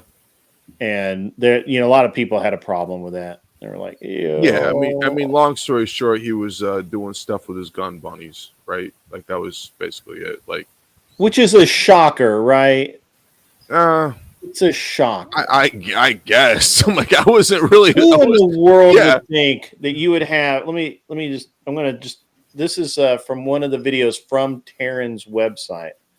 Let me. Well, I got to go over to. I mean, he's not doing any worse for wear. I mean, he's training. He did the whole John Wick movie. All of the John Wick movies. Yeah, well, there was a pause. There was a pause while they were trying to figure it out. Yeah, like there was a little bit, but he came right back on it, right? Like that's the same thing. I think that's the same thing Granthum's gonna do, to be honest. So this is what he's around all day, every day, and you are you shocked that he plays around with his gun bunnies, right? Hey, don't show my next ex-wife. Don't do that. So disrespectful. Hey, that's my woman. That's my woman. How in the world? She's a beautiful woman. Mike's I'm not saying that I endorse this behavior. Cheers, Mike. I endorse behavior, but there's no way that's come on. The first thing I think when I see an old dude surrounded by a bunch of young, hot women is. I know why they were hired. Yeah. 100%. I could be wrong. No, you're not. You're not. You're not wrong. You're not I could be wrong, but I'm just saying it's the first thing that comes to my mind. You're not maybe wrong. They're all rocket scientists. Maybe, just maybe, they're going to solve world hunger. Or maybe it's as Silver so eloquently says, it's just a hef thing. Yeah. The nod to the great hef. I mean, what happens in the grotto stays in the grotto. Yeah. When you're around a bunch of dudes all day just banging firearms and like just a bunch of engineers, it's nice to be around pretty women. You know what I mean? Like, I mean, she's not wearing makeup to the range, for nothing. Yeah. Just saying. Yeah, it's wild. They're called gun bunnies. They're called gun bunnies. Or is it like Lujan or whatever? Like, see, I thought you were talking about Michelle. All right, that's cool. I only have the one gun. I'm not. We're talking about Michelle. Oh, my bad. I didn't really. No, realize. I'm joking. Okay, you're good. I love the blanket, to be honest. I actually have a picture of Karen with some gun bunnies. I'm trying to get it to where he doesn't have a pew pew in his. Yeah, right. Got it. All right. You can probably play a clip of it, but you can't have one on live stream. That's what I'm saying. Yeah. I know I can, but I don't want to freak anybody out. Yep. No worries on that. Well played. So this is Terry. He looks like he's lost some weight. No, yeah, he's actually toned up a little bit. Yeah. His hair is great. Yeah. To be honest, it's really on point. I agreed. To be honest, it's really on point. I'm not gonna lie. Shit. He's been wearing a fucking cap. Those girls are there because they're competition shit. Hey, listen. Grid, look at that blonde with the Daisy Dukes. Come on, man. She's tactical. Hey, she's totally tactical, bro. She can train me every day. Come on. Literally, there's a reason they call them gun bunnies. Listen, she can train me every day. Listen. Yeah, that's wild. Good. That's wild to me. That's wild to me. Like my guys don't do that stuff at all. To be honest, I don't know if you guys are familiar with like Dugan Ashley with Carnicon. He was like one of the first like actual like 2A channels. The same thing with what was the Russian guy? FPS Russia. So Kyle. The rumor is he might be back. Yeah, Kyle actually has a thing. Kyle's my homie. Are you serious? Yeah, me and you talked about it a long time ago. Oh, damn, dude. I'll be honest, Mike. I drink a lot. Yeah, me. Well, I'm with you. I drink a lot. Like, I remember my conversations. Yeah. No. Duke and Ashley is like our guy on our channels, and we got like a whole bunch of other people that like do it because there's like a separation in the whole gun community right now, where they have like the main people like Grantham is like persona non grata. Like no one is really on it. Like he's popular in the context of like normal like gun shit. Old school. Yeah, but like everybody who's actually into that is not on his side. Like they know that he's been sleeping around with his wife, and he can go 3 times in a night and all that other stuff. He's not, dude. You have no idea. Like his Air Force guy. Yeah, his private chats got leaked. His private chats got leaked on him cheating on his wife, and it's like I believe it. It's wild. I keep out of all of that. I'm going to be honest. Every SHOT Show, there's some stuff. Honestly, all drama. Yeah. I don't give a fuck about. Yeah, like Never have. My guys are real big into like Anderson Manufacturing and Palmetto State Manufacturing and what else? Like a couple other groups. If you aren't paying attention. attention. Man, Crucible. I couldn't hear you guys. Give me a second. What now? Oh, then we got a Crucible. I said, if you can thank the Raiders for coming in. I know you. Oh yeah, Crucible. Who do we get rated by? Crucible. The Crucible. Excellent. All right, Anson Knowles, Crucible raid. Speaking of guns, Andrew Wilson has like one of the best setups ever. He has some of the best firearms I've ever seen ever. Like he has a very, very solid. Him and Jake Rattlesnake. Yeah, I saw that. You saw that? I didn't see a bunch of the videos. I mean, I only. Oh no, Jake Rattlesnake did it on his vacation travel thing, and it was him and Andrew, and they basically shot all of Andrew's guns out in Michigan, and it was phenomenal. Oh, I couldn't have shot all of them. Well, I'm not sure. I don't know how many he has, but like the ones they did, they were really, really choice weapons. They had like a 357. They had a 357 revolver. They had a Spaz 12. They had a Spaz 12 is very, very unique. There aren't very many of them out there. Yeah, great shotgun. They had welcome to the Crucible crew. You guys have shout out to you guys. You guys are welcome to hang out here. We really like you guys. We were actually just talking about some cool stuff. Looks like we got $20 in, which should trigger the TTS. Gerald donated $20. There it is. Super chat for your efforts, Grid. And thank you very much. We got $5 coming in from Anson Knowles. Crucible Raid showed Grid some love with a super chat. Yes, please do that. That's great. Yeah, it's awesome. Hey, Grid, I very much appreciate you. Enjoy the raid with the Crucible. They're the best crew in the world. Appreciate you guys. Mike, hopefully you guys have a wonderful night. Mike, come on. You leaving? Yeah. I mean, it's my time. It's my time. Have a good one. Yeah, have a good one, Mike. You guys have a wonderful night, and I'll talk to you guys in a bit. Yeah, absolutely, man. God bless. Salute to you, bro. God bless. Appreciate you. $5 comes in from Charlie Hummer. Why did it disappear on me? That was weird. Did we both click it? Yeah, I clicked it. Well, it's just been going. Sorry. Crucible W. 80G, that's going to trigger the TTS. Just give it 1 second.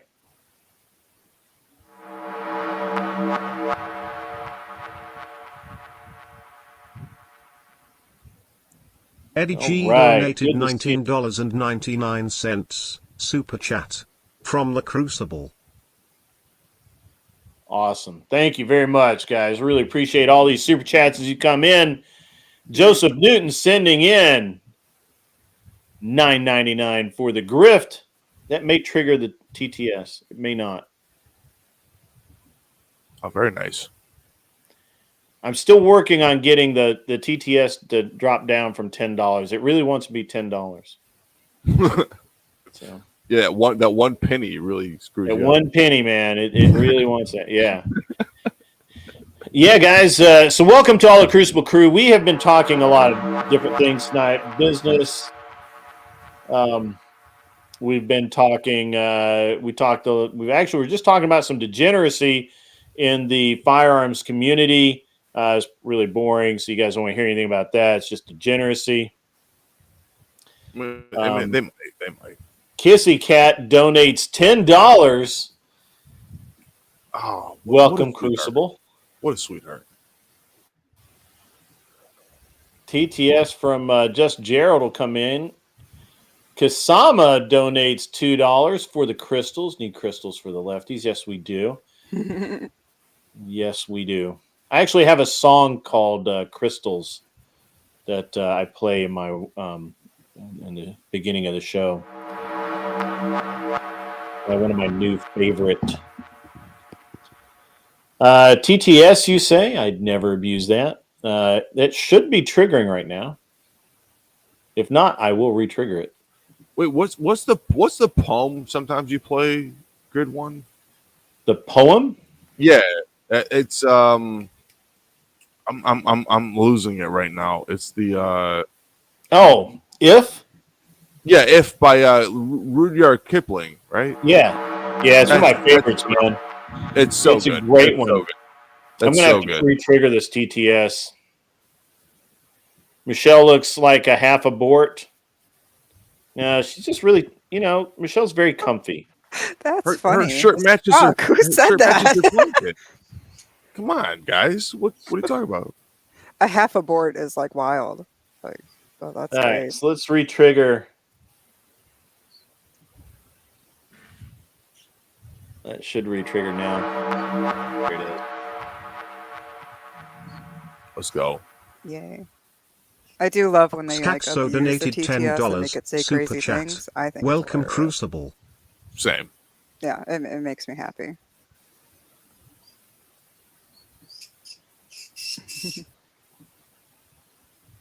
Come on now, super chats. Let's keep going.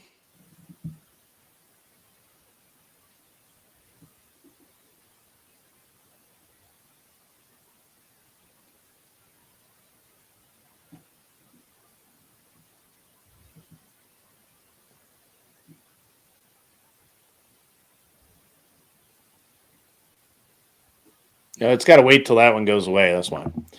All right. So, guys, welcome to the show. I see everyone here. Oh, wow. Here we go. Just Gerald donated $20. Super chat. Oh. TTS you say. I'm glad no way I'd ever abuse that. People came in. All right. Yo, Brandon Herrera might be the next deputy director of the ATF. I was really actually hoping Brandon Herrera would make it to be the governor of Texas. I was hoping too. We actually did a campaign for him. Yeah, he was going for one of your representatives in El Paso County, right? Yeah. Well, yeah. I'm not in Texas, and none of us more TTS coming through, guys. We gotta. Soft Glitch donated $19.99. Super chat. A half abort. Michelle looks like a half abort. That is actually kind of funny, but that is really funny. It's just really. I'm not even mad. That's funny. Yeah. Oh, guys, please, guys! If anyone in the chat can please subscribe and hit the like. Yes, please subscribe, hit all the buttons. Yeah, hit all the buttons. Tonight, how do you say that guy's name again? What? Angry Paulson. Paulson. Yeah, his name was Paulson. The topic tonight has been, we have covered business, a lot of how you finance that and how to make that work. Oh, another TTS. Let's go. Gerald donated $20. Super chat. That's where I TTSU redid say, it. no way I'd ever abuse that. I redid it. I refired that one. Oh, no worries. So, yeah. So, yeah, Michelle's good. You know, Michelle's funny. She's part of the crew here. She's actually been very helpful with the channel. So thank you. Works out. She also has amazing blanket. She has amazing color scheme right now. I don't know if I that's have like new lights, this camera. actually. Actually, I have lights. So this is gray. My shirt is Agripolis. Thank you. Agripolis. Oh, I got you. Mm-hmm. It's well done. Thank you. We'll get the.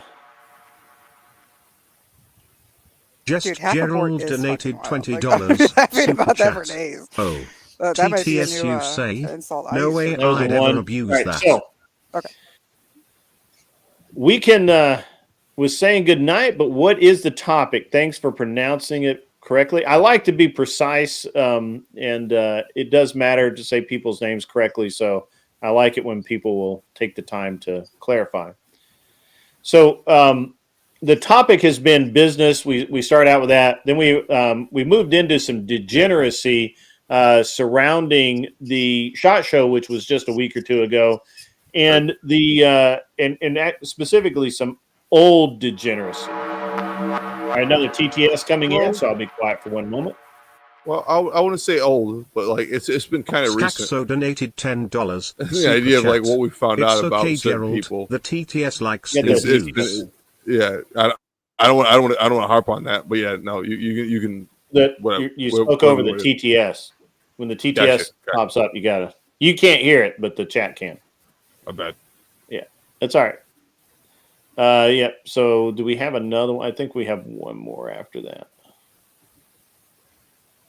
Nope, that's it. I think we're caught up on the TTS. We will find out shortly.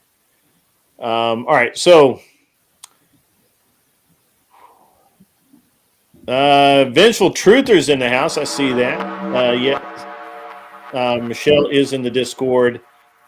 Let's see what we got. So what do you need? New direction. I don't know what new direction means. Furries invaded SHOT Show. No, they did not.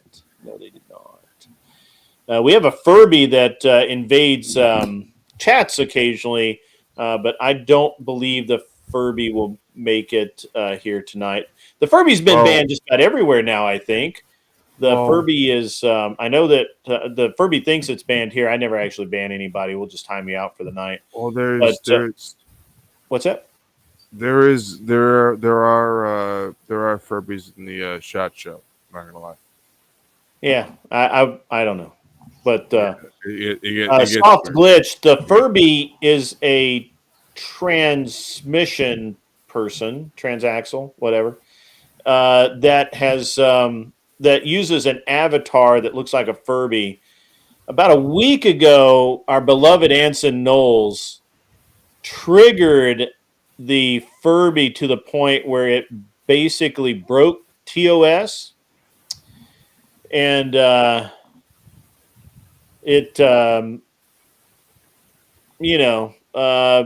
had to kick it out, and then it's been banned over on Speakeasies, verbal combat. It's been and like seriously banned over there. I believe Flow State has banned it. Mel's Pandora has banned it. Basically, Flo has banned it. Flo doesn't ban anybody. What? I know, right? I mean, you got to really mess up. Well, the problem is because the Looney Tune constantly gets so close to violating TOS that I can't tell the difference between whether the Troon has violated TOS or not, and it's just better to just get rid of it than just keep it around. I don't have any I just don't have any tolerance for that kind of thing. So we had to get rid of it's a Fox Furby. If give Anson Knowles a minute and he'll change his avatar to the Furby, which is what caused the whole thing in the first place.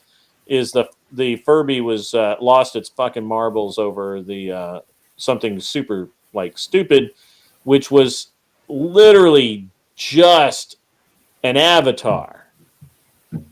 nuts. It's crazy, I tell you. It's crazy.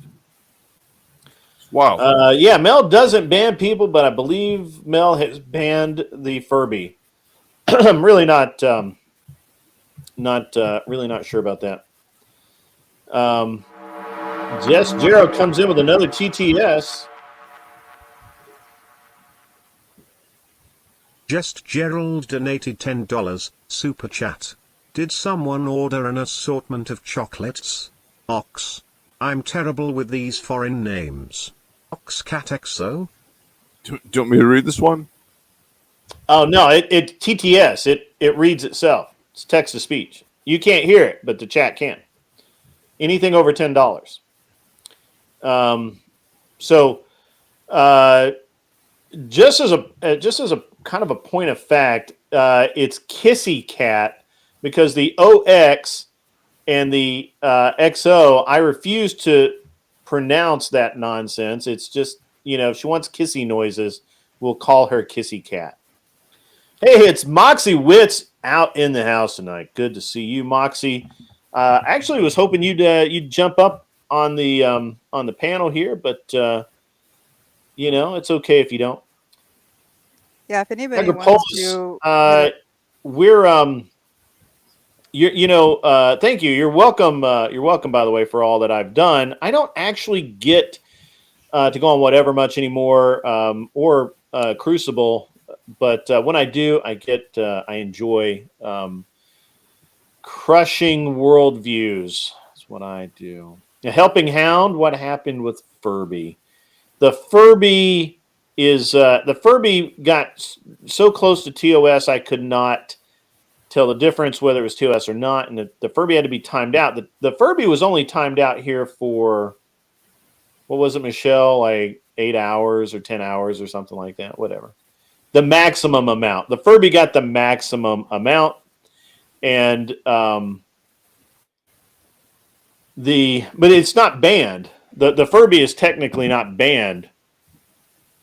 However, that's it. We got a TTS coming in from Charlie Hummer. Charlie Hummer donated $20 super chat. Destiny is recalcitrant. I guess the TTS will allow the Crucible to hear the correct pronunciation. Ha ha ha. Good night, everyone. Remember tomorrow midnight. Well, that was a win for Charlene to get it pronounced properly. All righty. That was funny. That was clever. That was funny. I've obviously missed out on something really important. So I guess we should talk about the shows coming up. Originally, guys, I have a what did we agree on? Like 4 or 5 story, 4 or 5 show arc. Michelle, yeah. Like that. it is a 4-show arc on Fridays. Mm-hmm. And so what we're going to do is with the 4-show arc is it won't. I was wanting to start it next Wednesday. However, I will be traveling, so it will be the following Wednesday we'll start. Because obviously driving down the road, it would be very difficult to live stream, if not impossible. I'm not the Thorpes. I don't do shit half-assed. I do it whole-assed, not half-assed. Half-assed, we'll leave up to the Thorpes and their folks over there. I do it whole-assed, and whole-assed means that we have to put it off for a week. So we are doing the first show. Another TT. Is that another TTS? Nope, that's a subscriber. Thank you all for subscribing. Like, subscribe, share, do all the things. I really appreciate it.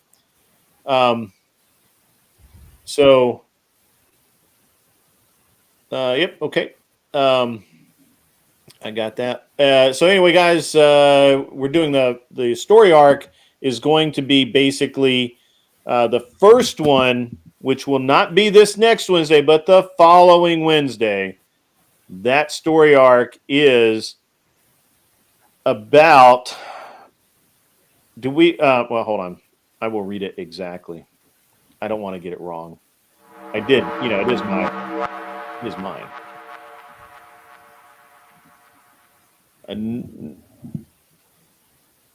All right, Agripolis, thank you very much. I appreciate everyone that comes to the show. You're welcome to come and listen to us anytime. We talk about all kinds of stuff here.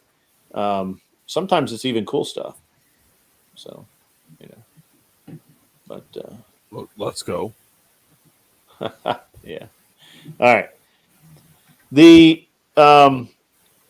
show series is called Scarlet Letters and Second Chances. That's a working title. It may change. The first show number 1, is going to be Is Sex Before Marriage a Sin? Huh? Yeah. That's not very confusing. Nobody. It's hard to answer that one, right? Yeah, it is. Okay. Yeah, a little bit. We'll look that up because I don't remember where it says that in the. But we'll look that up. We're going to discuss about that, and also if it is, which I personally believe it is. We're not going to dig into too much into what I specifically believe, but if it is, what's with the problem with the redemption? How do we feel about redemption? That's fair. And then the second show will be about the male side of that redemption arc. What happens when a man has been a man-ho? What does redemption look like? And then the third show is going to be about validation of personal redemption. And then the last show, we're still working on a working title for that one, but the last show will tie it all together. So it's 4 weeks. And then we're going to we have different guests coming on. We're still working out on the guests, but we'll see. We'll see how it works out. So yeah. There's a lot going on in the chat. I'm not going to even try and follow it. The Furby is a snitch. Did the Furby snitch? Did I miss something? I feel like I missed something. Wait, what? What? Yeah, I don't know. I just read. I'm just trying to keep. Look, first of all, you can't keep up with the chat. It's hard. So it's very hard. Too many people in here to keep up with the chat. Unless Anson Knowles, you remember you trigger. You're the problem we have. We're the reason we have a problem with that. El Shipo Dago. Not actually a Nala redemption kind of deal, but we'll kind of talk about that because there's some interesting things about that for sure. We're going to cover that. Anson Knowles contributes $5 American. Arthur Dias, send me them digits and I'll be your fur baby. Anson Knowles. That dirty dog. Word. That dirty dog. I know. Glenn Lawrence. Glenn's here. Let's go. Glenn Lawrence is in the house. Yo, plus got the player hat on. Let's go. I know. Yo, I love the hat. I appreciate it. Thank you. Yeah. What's going on? I got to give me one of those. So I was kind of going over why does Glenn and Grit have the best hats on? Because like, these are old man hats, like grown man hats. You guys get the best hats. I'm slacking so hard. Like fitted ball caps. Nah, they don't do it no more. You got to get the grown. I got ball cap is. Yeah, no, I gotta get some brims. I gotta get brims It's in my almost life. like when you were a kid, you played with childish things. You wore childish things. Like ball cap. When you grown, put away the childish grown man, you put on the grown man hat on. You put away childish. You put away childish toys. Put away your childish things behind you. I do have a lot of ball hats. I'm gonna be honest. So do I. I got it's just everywhere. I have all the hats, but here's the thing. So I got more fedoras than I do ball caps now, and that's when I knew I was like, I'm definitely old. Oh damn! Fedoras are legit. I need to slap. I'm slacking on my macking right now. Fedoras are legit though. I mean, they are. You're pulling them off right now. Like I look like a damn fool. So, we don't even see you. Don't worry. I'll get a camera. I'll get a camera. You know what? I'll tell you what. Okay, there's this website. I think it's called fancy hats. No, it's finished hats or something like that. It's a site where they only sell these ones, not just these ones, but grids ones too, with no baseball caps. They're all really nice. I do. So this is actually a Stetson I bought from Stetson. Oh, Stetson is the best. I gotta pull up the email that I but got. There's a lot of good hat brands, man. You gotta, hats are important. Hats are very important. They are. It's women's have their women have their another TTS coming in. Be on my forehead right there. Oxcaxo donated $10 super chat. Nice hats, fellas. Thank you. Appreciate that. Oh, Tweedledub, this is a this Stetson is a crushable wool. The reason that it is that way is because it's a traveling hat. He's prone to sit on it. It's so that if you need to hang it up or it gets whatever. It's Sports Brand. I'm dropping the link in the back chat for you to check them out. Oh, thank you very much. Step your game up, son. Step it. I thank you. I need to. Membership drive. Let's go. Let's do that. All right. So, what you guys have been talking about? Welcome, Glenn. You're supposed to be here 3 hours ago. Yeah, but see, I have this thing called a job I got to do and do interviews and shit. So I had a couple of interviews I need to bang out. I just finished an interview just right now. Yeah. So, Who were you interviewing? I don't know if anybody knows who this is, but I need to say rest in peace to Irv Gotti. Irv Gotti from Murder Inc. Records has passed away. Are you serious? Yeah, he just died a couple hours ago. What the hell? That was part of the interview. I had an exclusive interview with the Insider. So, yeah, it was wild. Good dude. Yeah. Didn't know him personally, but he definitely left his mark in the music industry and definitely was, monumental for a lot of the artists that we have today. So, I hope him and his family are well with all this. So just wanted to say that you got it exclusively here, First Grid. That's wild. That's breaking news. It's pretty crazy. Yep. Yep. Crazy. So, damn.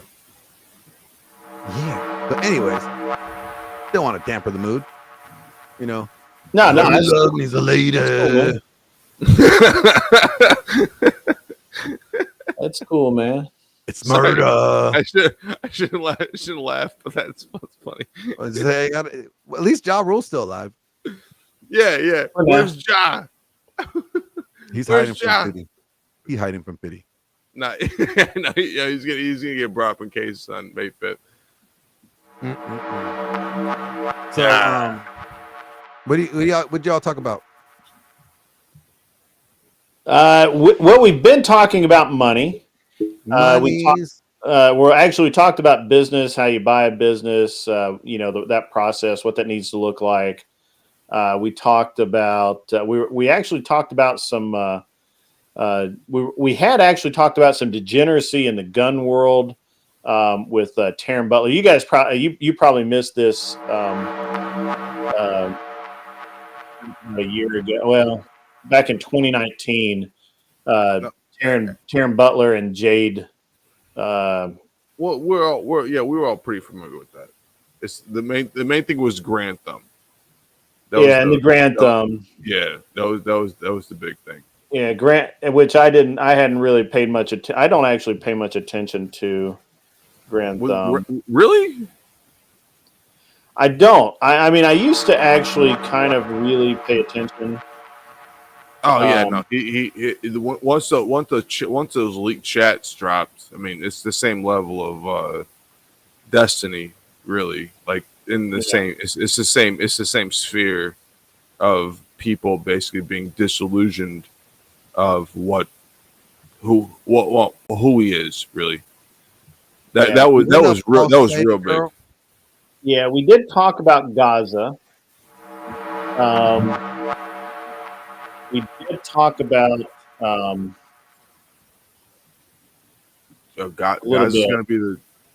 Gaza's going to be the 53rd. No, what is it? 53rd state. I don't know why this man's so pointed up. Switched around right now. I know. There we go. Is that what you wanted? That's the one. I need you between me. It's like that, huh? It's like that. I need you between Glenn and I. Yeah, because he likes to hold my hand when he's scared, and I don't like smack No, his hand everywhere. no, we're not holding hands, Glenn. We're not holding hands. Hold my hand, Greg. You're gonna die alone. Wow. That's cold-blooded. We all do. You want me to hold your hand? You're no. We all die alone. Yeah, well, it's kind of screwed up to think that people should die around us. That's kind of crazy. That's selfish as fuck, isn't it? Think about like, all your loved ones there. That's funny. That's real. I want you guys to die too. I'm dying. You should die too. Like what the fuck? We all gonna do it at some point. Hey, Nayakas is back. Good to see Nayakas. Michelle, also known as Nayakas. Good to see you back. Yeah, we talked about a lot of stuff. Grand Thumb apparently has done been cheating on his wife with apparently multiple chicks. Yeah, and has gotten caught. Had his what he thought were secret text messages leaked. They're pretty interesting, and yeah. Yo, Grit, if you want me to send some of the Snapchats, I can. If you want, just to make sure, just for clarification.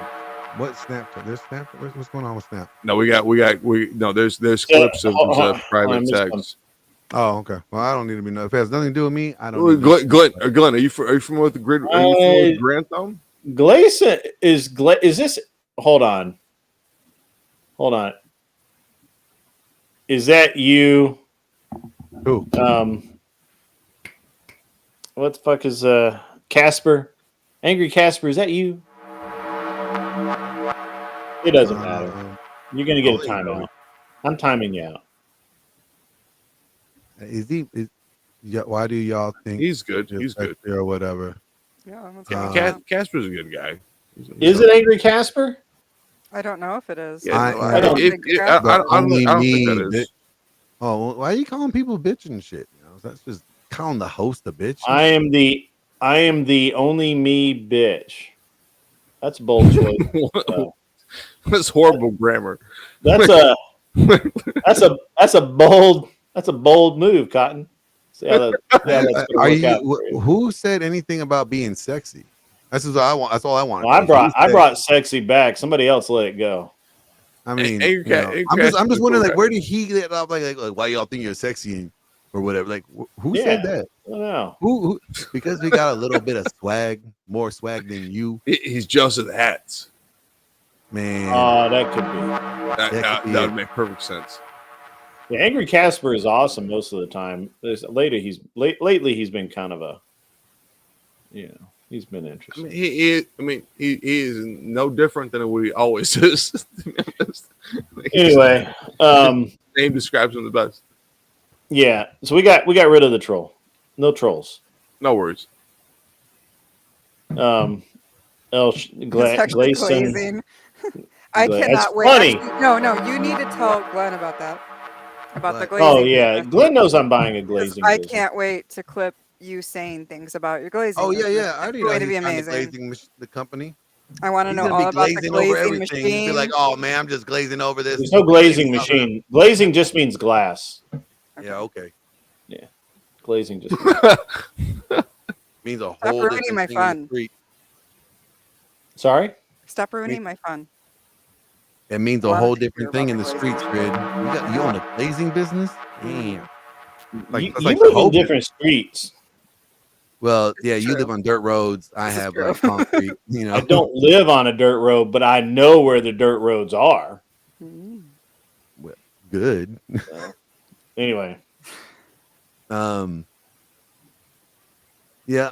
it's not his fault. He gets weird. He gets weird sometimes. Thank you, Helping Hound. That was very helpful from the Helping Hound. Grid one, he lost his family members, so yeah, he's gonna be a little bit of an asshole. Who's that? I think Who he lost meant their Angry family? Casper. Oh, Angry Casper, I think. No, Angry Casper's dad passed away. Yes, that's not long right. ago. That's right. I apologized to him, and he said, "No, that didn't happen." No, he did. He told me that his dad did pass away a while back. I wondered why. I wondered at that. You know, you and I were talking about that, Glenn. Like like a very huge change came over Casper, man. Like I was like, That's what it was. it had to have been it. Yeah, because it was like sudden and just brutal. Like Because he went off on my channel like crazy, and then he sent me a big message afterwards apologizing, and that's what he told me. Yeah. Well, he went. That he out, was having a kinda hard went time off on me dealing a with little bit, but I he try to apologize to him. Like I tried to say sorry, and I was like, but he was just like, that never happened. I was very confused. Anson Knowles is a fucking beast. Anson is amazing. And I think Anson's been into more than the cooking wine, is what I'm saying. I'm apparently hiring Pro Glazer Nala to manage my glazing business, which I don't have yet, and I don't know how she would manage that because it's glass. She doesn't. Well, she's really good at glazing, taking the glaze. That's not. She's great at getting glazed. She's a fine, upstanding Christian lady, and her glazing experience is top notch. I don't think that means what you think it means. Call it redemption glaze. Redemption glaze. Is there such a thing as redemption glaze? We can make it a thing. We can make it a thing. It's going to be a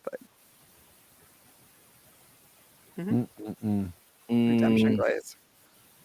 That's just so bad. So No, so dirty. Lazy. Yeah. All right. Michelle, you sound very sus and excited at the same time. Thank you.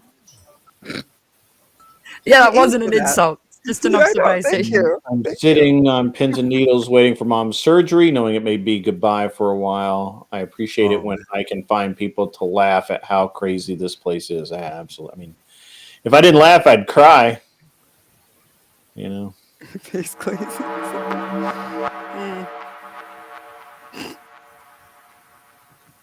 Casper lost his dad. Man, I'm sorry. I've lost mine, and that shit ain't easy. Hope he gets great. through it. I'm not sure if he reached out to you, but Shelby, seriously, Shelby, I got his address to where his new duty station is going to be for training. He was in earlier. He was modding. Yeah, I don't know if you got his address, but I got his address. If you want, I'm going to send him something. If you want to send him a letter or something. Yeah. Cool. Yeah, that'd be awesome. Yes, I agree. I agree with who said that Nala is an expert at getting glazed and smiling like a donut. Yeah, Michael, I think you're going a bit deeper. Who are we talking about? Michael. Oh, there we go. Why does anyone persist? Oh, that's an Angry Casper thing. Why does anyone persist while knowing they can suffer? I don't know. You guys got anything on that? What? Why does anyone persist when they know that they'll suffer? I think is what it was. I think it's like a philosophical question. Yeah, it's deeply philosophical. I'm not sure about that. I think it's because you can minimize your own suffering by giving yourself meaning, and that is your responsibility to do so. What are some good debate prompts? You know, the debate prompts lately have been kind of stupid. What are some good debate prompts, you guys? What do you guys think? I don't know. I need a bong hit before I think about that. I You know, to live is to suffer. Yeah.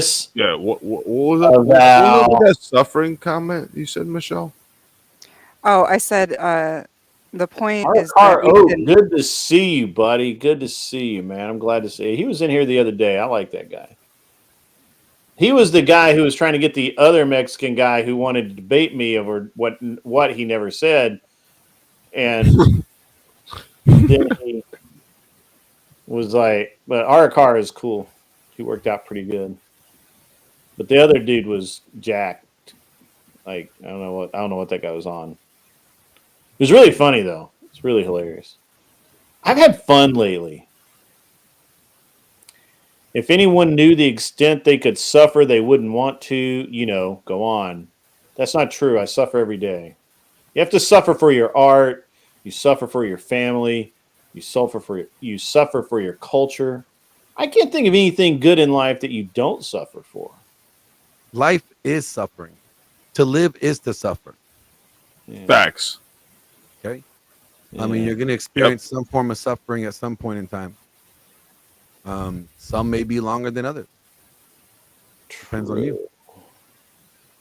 Well, it kind of depends on life, to be honest. It's what Michael said. I get it. It depends on your outlook of it, Well, I mean, there's circumstances that you can't, that are out of your control, that happen to you. I wouldn't say necessarily it's all based in like outlook, because there's Michael's point is that this is a whole of positive and negative. Mm-hmm. I mean, I don't disagree with that. I think that's probably pretty good, pretty close, right? That's what does that even mean? Well, I mean, it's a balance, right? Like it's a balance beam. Sometimes the positive gets too much, the negative takes over, so on and so forth. I get that. I understand that. $5 comes in from Anson Knowles. Debate prompt. Consuming fur burger is not only a good idea, but provides a reason to live. That's actually a really good question.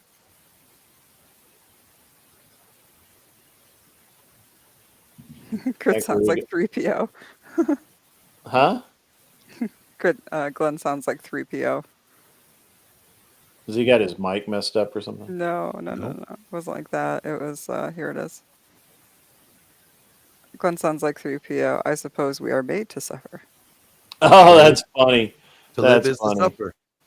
You know, there's a quote. That's Nietzsche. To live is to suffer, but to survive is the fine meaning of end of suffering. Thank you, Glenn. You're welcome. You're welcome. That's Nietzsche. Life is suffering, and to find meaning in the suffering. That's Nietzsche. I'm sorry, guys.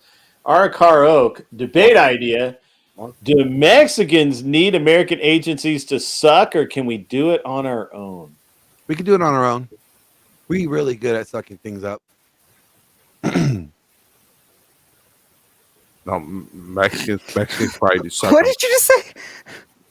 We're really good at sucking things up. Like we have a bunch of great 304s that suck a lot up. Okay, like we got the Dirt Devils. Okay, we got the Kirby's. All right, like we got the Dyson. Okay, we got a lot of things. I love this one. I love this one. UBI equals socialism. What do you guys? Yeah, that would be good. Because there's a lot of people. There's a lot of libertarians that believe that if you have a or not libertarians, but like these weird leftists that believe a UBI is intrinsic to the world going forward to provide like financial stability or some nonsense. I don't know how they believe that. I'm just saying what they believe. I don't know. I disavow. Wait, where'd it go? I wanted to write it down. There it is. UBI is a great debate because it's not circular arguments. All right. Good to see you, Mr. Mister. I saw you ran earlier. I missed you. I missed chatting with you. UBI is socialism is the definition of redistribution. It has absolutely that. Can we pull up something about UBI? You like the Mandalorian crest? Yeah, that's lit. I like it better like that. Let me hang on. I was running behind it. You guys don't know. I was running way behind. Glenn distracted me. It's always and it's all his fault, folks. I don't know why, but he was. I don't know why, but yeah, I was making Grid call my phone. Yeah, we were talking about stuff. I was making him call me for some reason when I was on the phone with Michelle. I like the Mandalorian thing, like with that. I think that looks better. You guys think that looks better with the red? I like it. I like it. I like it a lot. I like it a lot. Do you like it? Hey, column A, column B. Yeah. Little column A, little column B.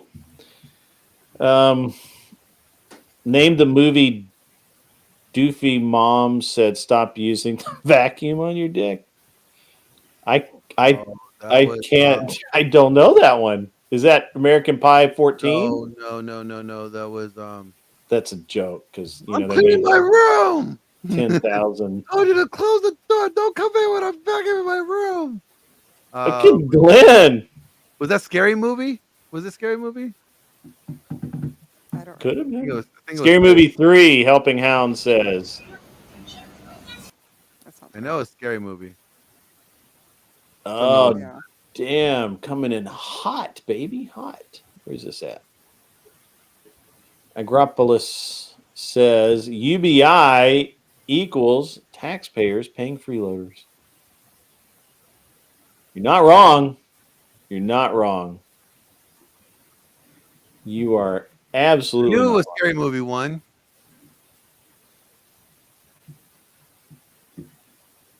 You knew it was Scary Movie 1? Now they're saying 2. Close. No, I think it's 1. I think it's the first one. Yeah, Officer Doofy. Officer Doofy. Officer Doofy, we seem to have a problem. The Scary Movie 2 is when the guy had the little hand. Take my strong arm. Oh my god. Like, that's my right. terms. Oh my gosh, that was fucking hilarious.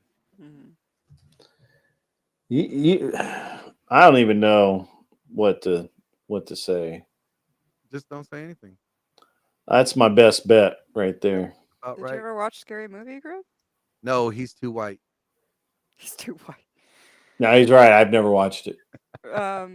What movies do you like, Grid? What movies do I like? Gone with the Wind, Casablanca, Sound of Music. Like Tombstone's in there for sure. Like it has Oh to yeah, be. but that's because he has to have Outlaw Josie Wales. 100%. Basic. Let's see. Outlaw Josie Wales, Unforgiven. What else? I can see. All the Lethal Weapons. They were all funny. They're all Christmas movies too. They're all Christmas movies. They are, right. Along with Die Hard. Die Hard's a Christmas movie, folks. Just get over it. It's okay. And set in Chicago. Except the last one. The last one was weird. Like Top Gun. I love Top Gun. When I saw Top Gun when I was a kid, I was like, that is the baddest shit ever. And it still is. What else I like? I like fuck, I don't know. Little House on the Prairie. All kinds of Old Yeller. He likes Old Yeller. I haven't seen Old Yeller since I was like 8 years old, man. I don't remember if I like it or not. What about 310 to Yuma? Yeah, dude, that is fucking badass. Yeah. That is actually really cool. What else? I mean, I like a lot of movies. I like a lot of different type of movies. I like a lot of weird movies that nobody's heard of. Yeah, the ones that Nala Ray stars in. What's that? With what? Are you gonna repeat it or okay? I missed out on something. I'm pretty sure. You really did. Yeah, that was something. Okay. Ouch. All right. So I guess the last thing we need to talk about is Pam Bondi absolutely destroying sanctuary cities tonight. What do you guys? Where you guys at with that? Have you heard of this? Do you know what's going on? No. No idea. Out of the...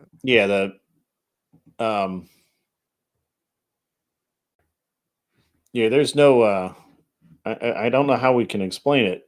Basically, she made it illegal to, or not illegal. She clearly defined that you cannot stop federal officers that are doing their job, and that local police departments are supposed to help, and that cities cannot vote the opposite of it. A state might be able to. You could have a sanctuary state, but yeah, she stopped federal funding for all the sanctuary cities. That's true. Okay. So basically, LA is going to get way worse. Got it. Thank you. basically, she's got him by the short and curlies, and she's tugging. She pulled a Lena Headley from Dread. Yeah, exactly. Exactly. Judge Dredd. I love both of the Judge Dredd movies, although Stallone was not as menacing as the other dude. The other dude was fucking scary. $2 from K2 Keep On Trucking at Mr. It's thundering, lightning, and raining ice. That's cool, I guess. Probably not. So you guys really didn't hear about that? Yeah, she turned off the fund. She just turned off the funding, and she clarified that what they were doing was illegal, and if they continue to do so, there's no money. No money. No money. So, all right. Well, it is almost midnight. At any moment now, my wife is going to call me and ask Grab me him why by the I'm short and excited. curlies and drag his ass to bed. I was gonna say she was gonna ask about. Well, so here's the thing. But okay. Here's the thing. I have to go do man and wife things with my wife. Yeah. So the choice is. Grid, is that like code word for chore play? I mean, I'm not saying it's not. So anyway, it's go do man and wife stuff or hang out with you dudes. And Michelle. Yeah. I'm no fun though. Michelle and Jess are dudettes, just for the record. Yeah, I was gonna say, as far as I know, as for last time I checked, I don't have a dick down there. Well, I actually hadn't spoken in so long, I forgot you were here. I apologize. No, that's all right. I've been listening most of the time anyway. Yeah. I was just kidding. It's all good. $4.99 comes in from Agripolis. What are your thoughts on birthright citizenship ordeal first gen here? I debated that. The law is pretty clear that it was never intended for anchor baby citizenship. It's been abused. I think Trump clarifying the law is within the realm of within the realm of responsibility, and it's very difficult for the to say otherwise. It's obviously being abused. You literally have people who fly over here to Agripolis. I debated that. I think was that on the Reverie. It could have been verbal combat. I don't remember. I've been debating. I've been being a dick a lot lately, so like maybe more than normal. But You're so humble about it, Grid. Sorry? You're so humble about it, Grid. Yeah, I like to admit if I'm being a dick, like I just be honest, but yeah, I don't remember where I debated it, but it was really it's really hard to defend against because the reality is that while the law is clear